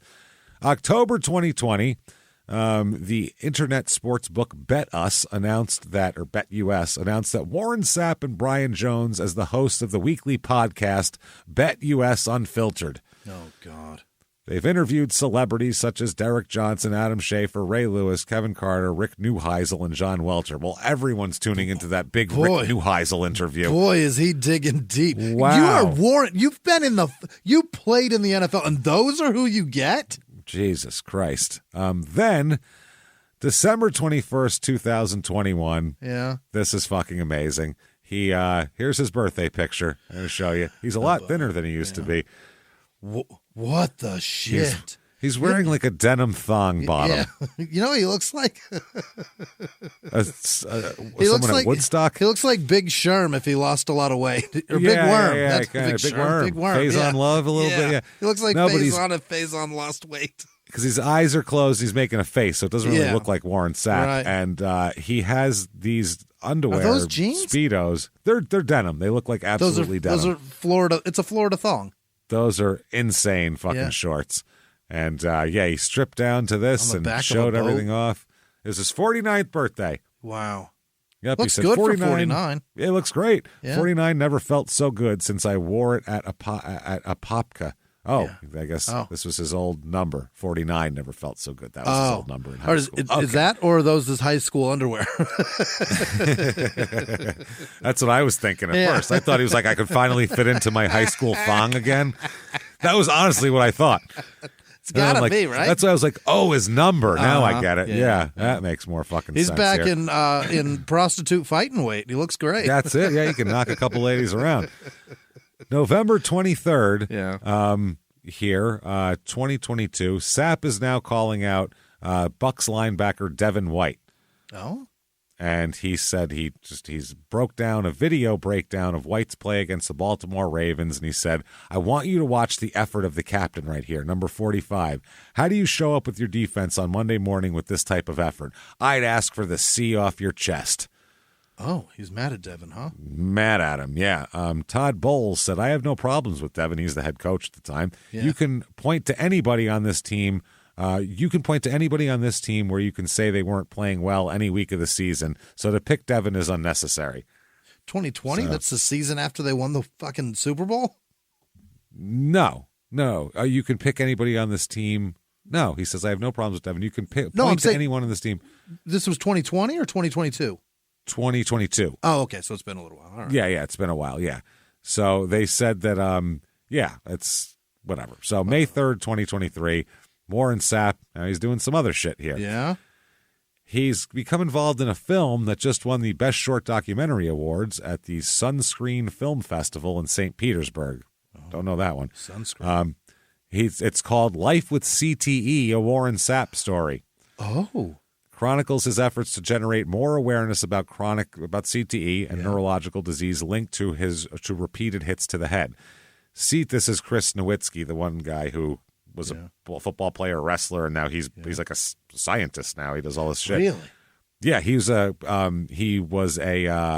went to Harvard and all this shit. He has a PhD in behavioral neuroscience. Wow. Nowinski. He said CTE is one of the only brain diseases that is entirely preventable. You're not born with it, and you're not going to get it unless you're hit in the head hundreds of thousands of times. That's fair. A jarring incident while driving in Miami led Sapp to do more research on CTE. He was cruising down Biscayne Boulevard to visit a friend when suddenly couldn't remember how to get to an office he'd been to many times. Just forgot. Really? Yeah. He said that's a very scary and helpless feeling in the documentary. Yeah, no shit. He said, I just wanted to share the knowledge that we shouldn't be putting our sons and nephews out there at 8, 9, 10, or 11 years old playing Pop Warner football. Me and Jim Brown don't talk about Pop Warner football when we go to the Hall of Fame. Me and Joe Green don't talk about Pop Warner football. I don't talk about Pop Warner football with no Hall of Famers. We talk high school, we talk college. Yeah, that's because that's where you become who you are. He said maybe taking some of the blows away at a younger age might help. Yeah. To not add them up. He said, we know the longer you play, the worse off you are, is what Nowinski said. And he said, we know there's a 20-year window when you want to move that window. That's why we've got to educate the moms. There's a lot of single moms out here on a Saturday on the Pop Warner football fields, guaranteed. If we can get these young men to play chess or other non-contact sports until high school, we'd be better off. Probably. You might be right, but how many of those boys, the amount of bullying that happens in these fucking schools, you want to put chess fucking polo shirts on these boys rather than football jerseys? You know what I mean? Honestly, we probably shouldn't let kids slam into each other You're with probably their heads right. like that. Yeah. It's probably Yeah. not great, Yeah. I would assume. Let's probably teach them a different way to play this sport. Yeah, so it's wild. So this is gone. This is what he said. This isn't our opinion. This is an NFL player who seems to love hitting people. So right. He says, I'm going to leave a bust in Canton you can visit. I'm going to leave my tape and also my brain so we can understand what 19 years of football did. That's how we make the game better. That's good. He should do that, and I'm glad he's doing that. This is positive. That's positive. June 8th, 2023, the Commanders, the Washington team, is talking about appointing Warren Sapp to their coaching staff this season. Ron Rivera was talking about it. Yeah, he's talking about maybe we'll get Warren Sapp in here. I mean, obviously, we're going to do shit with him. He said, Warren Sapp popped in the last year and is really good friends with some of the staff here. We talked about the possibility of coaching full-time last year, and he seemed to suggest it was not something he thought wasn't in his future, but it's a welcome voice to have around. It adds something a little different and definitely breaks up the mundane for players. Okay. Interesting here. So August 24th, 2023, there's some flight from Colombia to Florida, and there's a whole the whole issue here with this shit. There's a Fox News article by Joe Kinsey, and apparently a video posted to Sapp's Instagram page here received considerable attention. Sapp records a confrontation. Warren says it can't be a confrontation because it's not face-to-face with a female passenger who claims to be a Miami-Dade police officer. Mm-hmm. So they said the question I and numerous Instagram users wondered was what led to the alleged Miami-Dade officer bringing up the no-fly list and asking for JetBlue flight attendants to solve the situation. Sapp says apparently a passenger, DJ John Sean or some shit, who was seated in the front of Sapp, says that Sapp was a complete piece of shit the entire time on the flight to Fort Lauderdale. Yeah. Sapp says that's a full series of lies, and they said that a source made a major mistake trusting a source who was wearing headphones and didn't even hear what was going on. So, Warren says, did you hear the DJ say he had his headphones on so he couldn't hear? You know why the DJ didn't hear anything? Because I didn't speak to anyone but Diane, the flight attendant. It's funny that you don't do any investigative reporting before you reported this story with one source. I was in the reporting side of the National Football League for 7 years on 2 different networks, and I was suspended for 30 days for going on one source information. That was the suspension came after the Jeremy Shockey snitch thing. Yeah. That wasn't okay. So I guess he wanted to give his side of the story. Sapp continued and on how the story of the flight behavior was all lies, and he was being wronged by the DJ, who he insisted was the writer's friend. Okay. So he said, I trusted that source with my life and children. Do you trust this DJ with your life and children? Warren said. Sapp said he didn't have any beef with the lady sitting behind him. He says there was an interaction with an older lady next to the woman who claimed to be a cop. Jesus Christ. Sapp said he and the old lady witnessed a gentleman misread his ticket, and the man ended up in the wrong row and had to go back to the front of the plane. The man's bag ended up in Sapp's lap. I leaned back to Mom's and said, you see this? She leans up and said, oh my God, his bag, Sapp recalls. I said, I got it. I'm in full chill mode. I just want to go home right now so I can look at him and say, excuse me, sir, your bag. The man apologizes for resting his bag on Sapp's leg. I said, you wouldn't have confused 2 and 14, meaning the seat numbers. Yeah. And we have a bit of a laugh about it. So your DJ friend is just saying things without anything to back up what he's saying. Then he goes back to saying the DJ had headphones on, he didn't know. And then he says, if you know anything about South America, the darker your skin, the worse treatment you get. He said, yeah. He said, oh, I might have to take you on a visit to the reporter, get you a little insight, because you can't feel something you can't see with your own eyes or feel when someone walks up to you and says, my color. Well, true. I was laughing with the old lady. She was like, I have the craziest flights. I said, baby, you have no idea. I tell my friends all the time there's a sign on my forehead that says, fuck with him, and it flashes like Krispy Kreme. Now serving hot. What? Jesus Christ. Who talks like that? That's wild, man. So, yeah, this all goes on, and he says, I never put my armrest down. It's just a barrier that doesn't need to be there. I'm going to lean against the wall. You lean against your husband, and we're going to have a good flight, he said. No, this lady has her phone out in full gorilla mode with her elbows out mashing her TikTok, and it's in Spanish language or music, and he rattles off some sounds like he's speaking Spanish. There's nothing worse than being in the middle and or being on a corner and having the dude in the middle just like mashing his elbows into the riblets of the people I'm taking next it to him. all. Yeah, fucking jerk. He said, I pull my headphones off and I look at her and I say, I know you have a pair of headsets. This is a 3-hour flight. She's sitting there mashing it. That's the first thing. He said, now the Spanish lady, looking at me as a big black man, can't tell her what to do with her phone. I knew exactly what this was. So now it becomes an issue not with her phone. She's elbowing me in the ribs. I put the armrest down. Oh, no, you can't put the armrest down, is what the lady told him what he said. I said, ma'am, this is my armrest.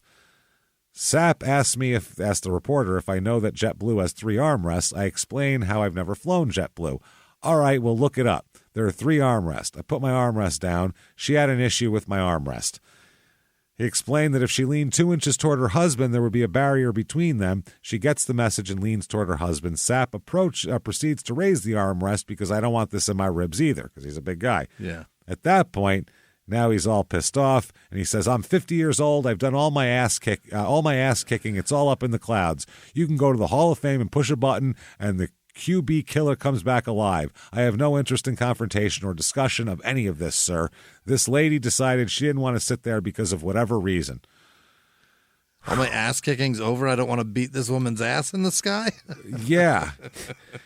He claims the cop tells him to shut the fuck up. You don't know who the fuck I am. I'm Miami-Dade police, and I'll have your ass put on the no-fly list. That's when somebody hits record on their phone and Instagram gets going here. Yeah. This is a mess here. So, obviously, this is just ridiculous. This whole thing. I don't know what the fuck's going on. People argued on a fucking plane. Who and cares? Somebody videotaped it and put it on Instagram. Yeah. Right at the time that a Miami-Dade Sapp. police officer said, I'll put you on the no-fly list. I'll get you on the no-fly list.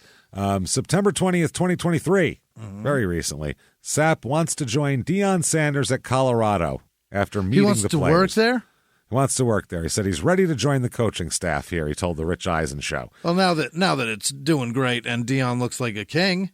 Well, in 2020, there were rumors that he was going to be on his Deion's Jackson State staff, but didn't happen. So, he says, for the first time in my life, I was loved on by some defensive linemen, and they wanted to know, like, the keys to the vault, he said. I've never heard anybody shake my pockets like that and ask for the keys to the vault.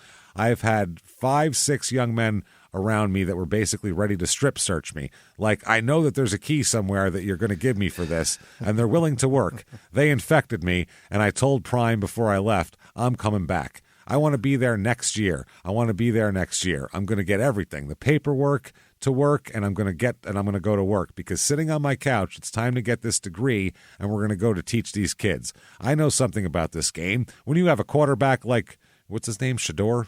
His kid? I don't know. Yeah. Shatter, I can't pronounce his name, but whatever. Deion's kid. It's the young Sanders. Good quarterback. Yeah. And my D-line go hunt the other quarterback. Our chances of winning just went through the roof. So, he's ready to go. He also said that there's been death threats flying around, I guess, after... About going to Colorado? No, about something else. I guess Travis Hunter got injured. And Sapp said, why didn't they throw the kid out of the game? That's all I want to know, referring to Colorado State's Henry Blackburn. And then after he said that, Blackburn ended up receiving death threats. And then Deion came in and said, hey, don't fucking do that. That what guy's the fine. fuck? Why would you do that? Yeah, that's whatever. So opening your mouth, you're not even a part of this. Yeah, no shit. October 7th, 2023. Oh, my God. Yeah, talking shit about Keyshawn Johnson. Oh, for heaven's sake. Which is fucking hilarious, yeah. Sapp considered Johnson a special player, he said, but he would never want to be Johnson's teammate again due to his inability to lead the offense. He said, Johnson didn't lead us at all. That's why we get in Joe Jervicius. And went and got Keenan McCardle. Yeah. Joe is no good. Jesus. Keyshawn called what he said an embarrassment. He called him a liar and called him an embarrassment to society, Warren Sapp. To society. He said, at Warren Sapp, he fucking went right after him here. Please stop lying. I would never in a million years follow your sorry ass ever. You are an embarrassment to society. Sorry, and I mean sorry. Please keep my name out your fake ass, out your mouth, fake ass MF. Sad, go get some help. Tired of you using my name. Only dude I would follow is 55. Oh, Jesus Christ. Okay. I think that was Derek Brooks. Yeah, it was. Yep. Yeah. So that's pretty fucking funny, I think, there. Jesus Christ, this is fucking funny. Stupid. And then nobody gives a shit about it. He's trying to drum up some sort of controversy because nobody gives a shit about him anymore. No, and then he said he posts a picture, Keyshawn. Yeah. He says, I had to. One last thing, MLAO or LMAO. Someone is crazy, and it ain't me, Warren Sapp. I promise I will not respond to this silliness for at least another 30 years. And the picture is them on the field at Colorado posing together smiling. Recently? It's Colorado with Dion there. Yeah, right after this happened. And Warren's got a big old dip of chew in his lip, man. Does he really? Fuck yeah, he does. Look at this shit, Jimmy. That is a... Oh, Warren is a Florida boy through and through, isn't he? Dipping like a motherfucker. My God. Yeah. So he's doing all right there. Now, can't get enough of Warren? Oh, my God. You can hire him to speak. Yeah? That's right. You can go to athletespeakers.com, hire him, a Hall of Fame defensive tackle, to speak here.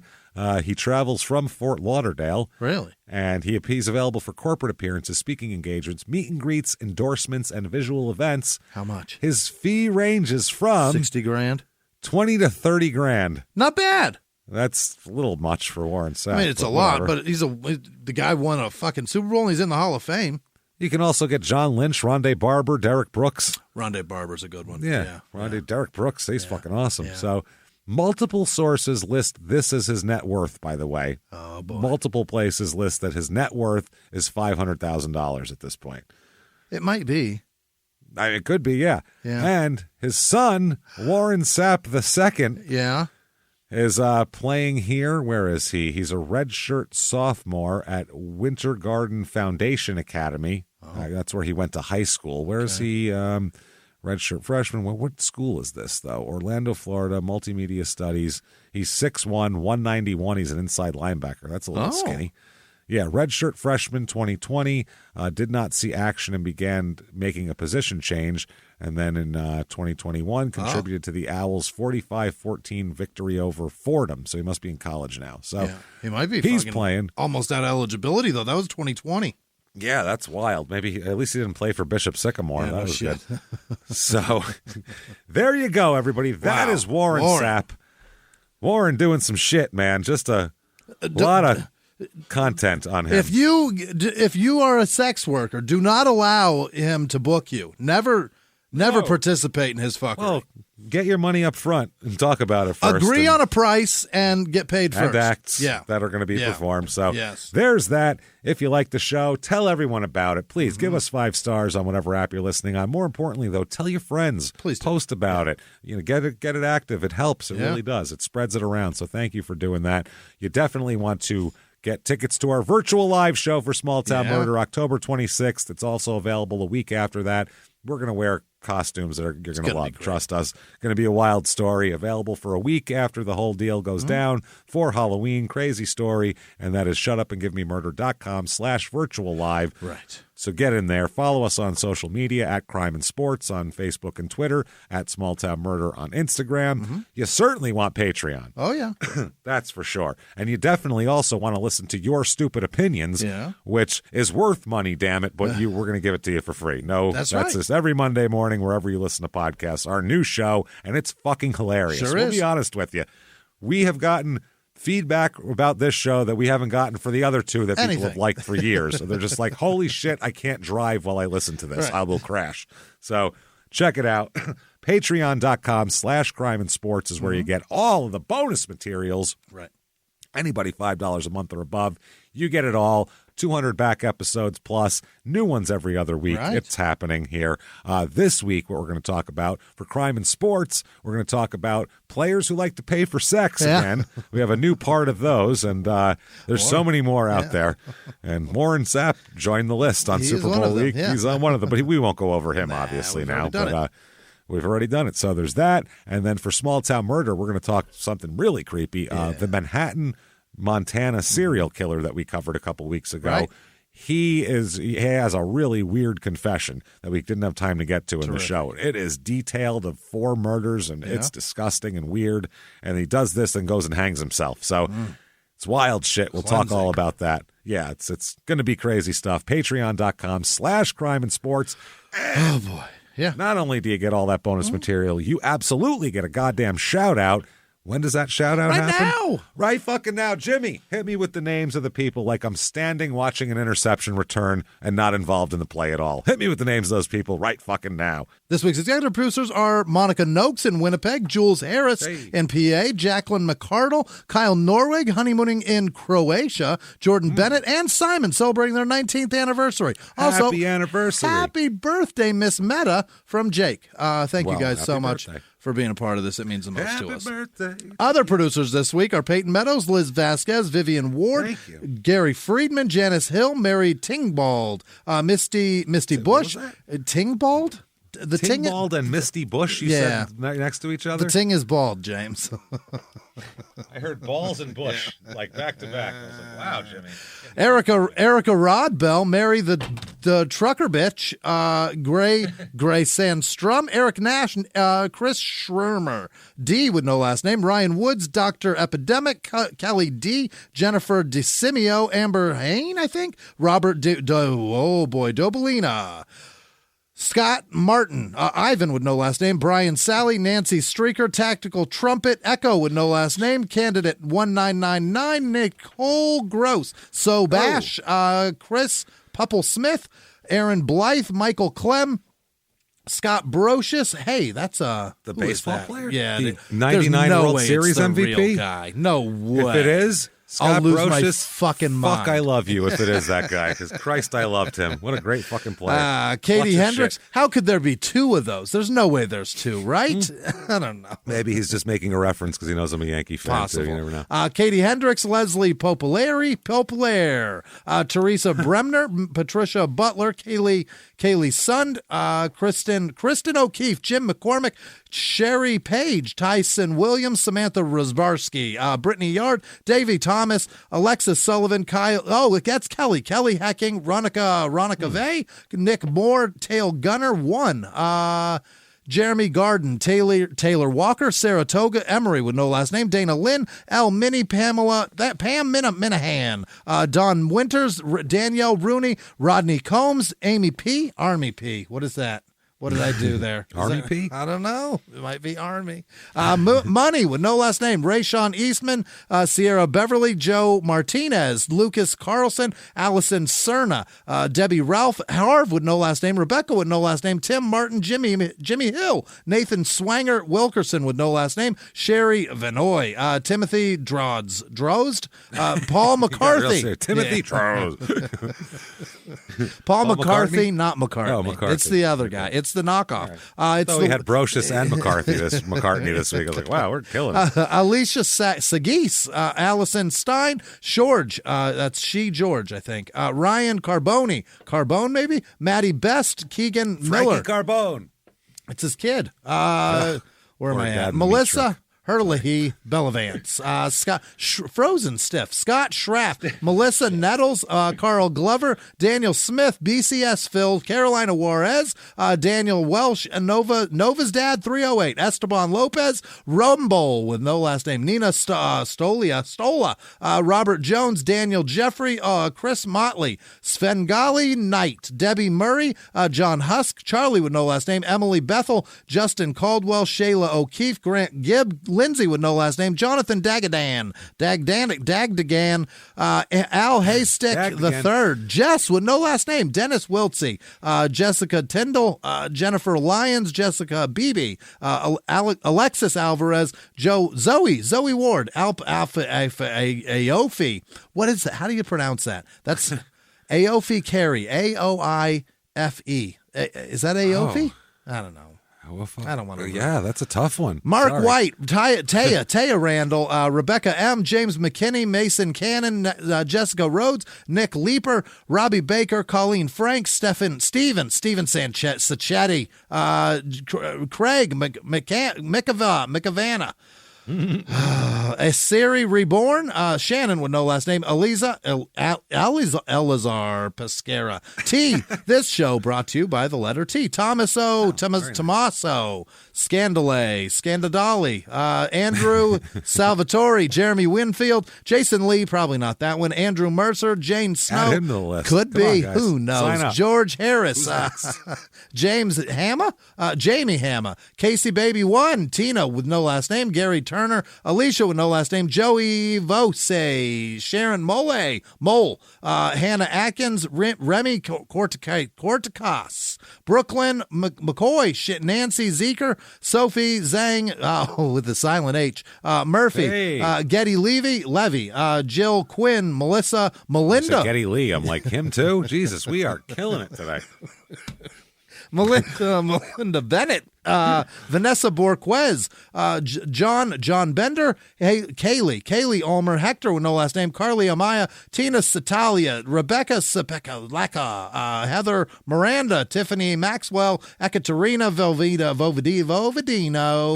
Velveeta Actorina, Julia Donato, Nikki Miller, Emily Kettleson, Deborah Harrison, Tim Podmore, Zachary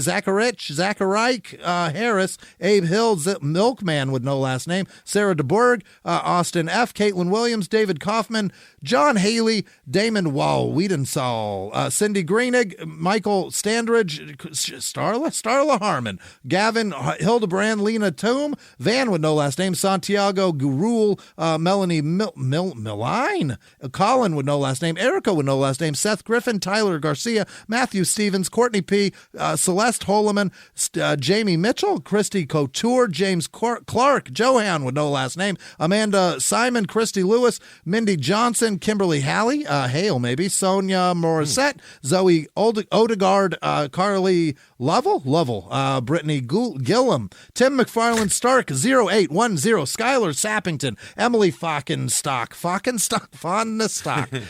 Lynn Thielen, Rusty Shackelford, Stanley Pierre, Sarah Davies, Jerome Crooks, Brenna Welch, Megan Arnold, Autumn Godby, Megan, nope, that's Amber, Goulet, Nikki with no last name, Brian Lumpkin, Jared Shivers maybe, Lamilton Bryant, Nathaniel May, Sheila Dox Tater, Dr.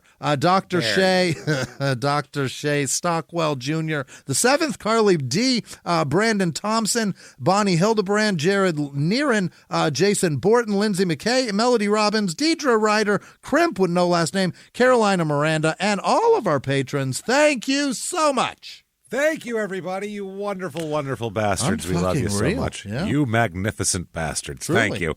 Honestly, you want to follow us on social media. Yeah. Everything is at shutupandgivememurder.com. There's links to all of it. Come see us. Come hang out. Keep coming and seeing us. Keep coming back each and every week. And live from the Crime and Sports studio, we'll see you next week. Bye.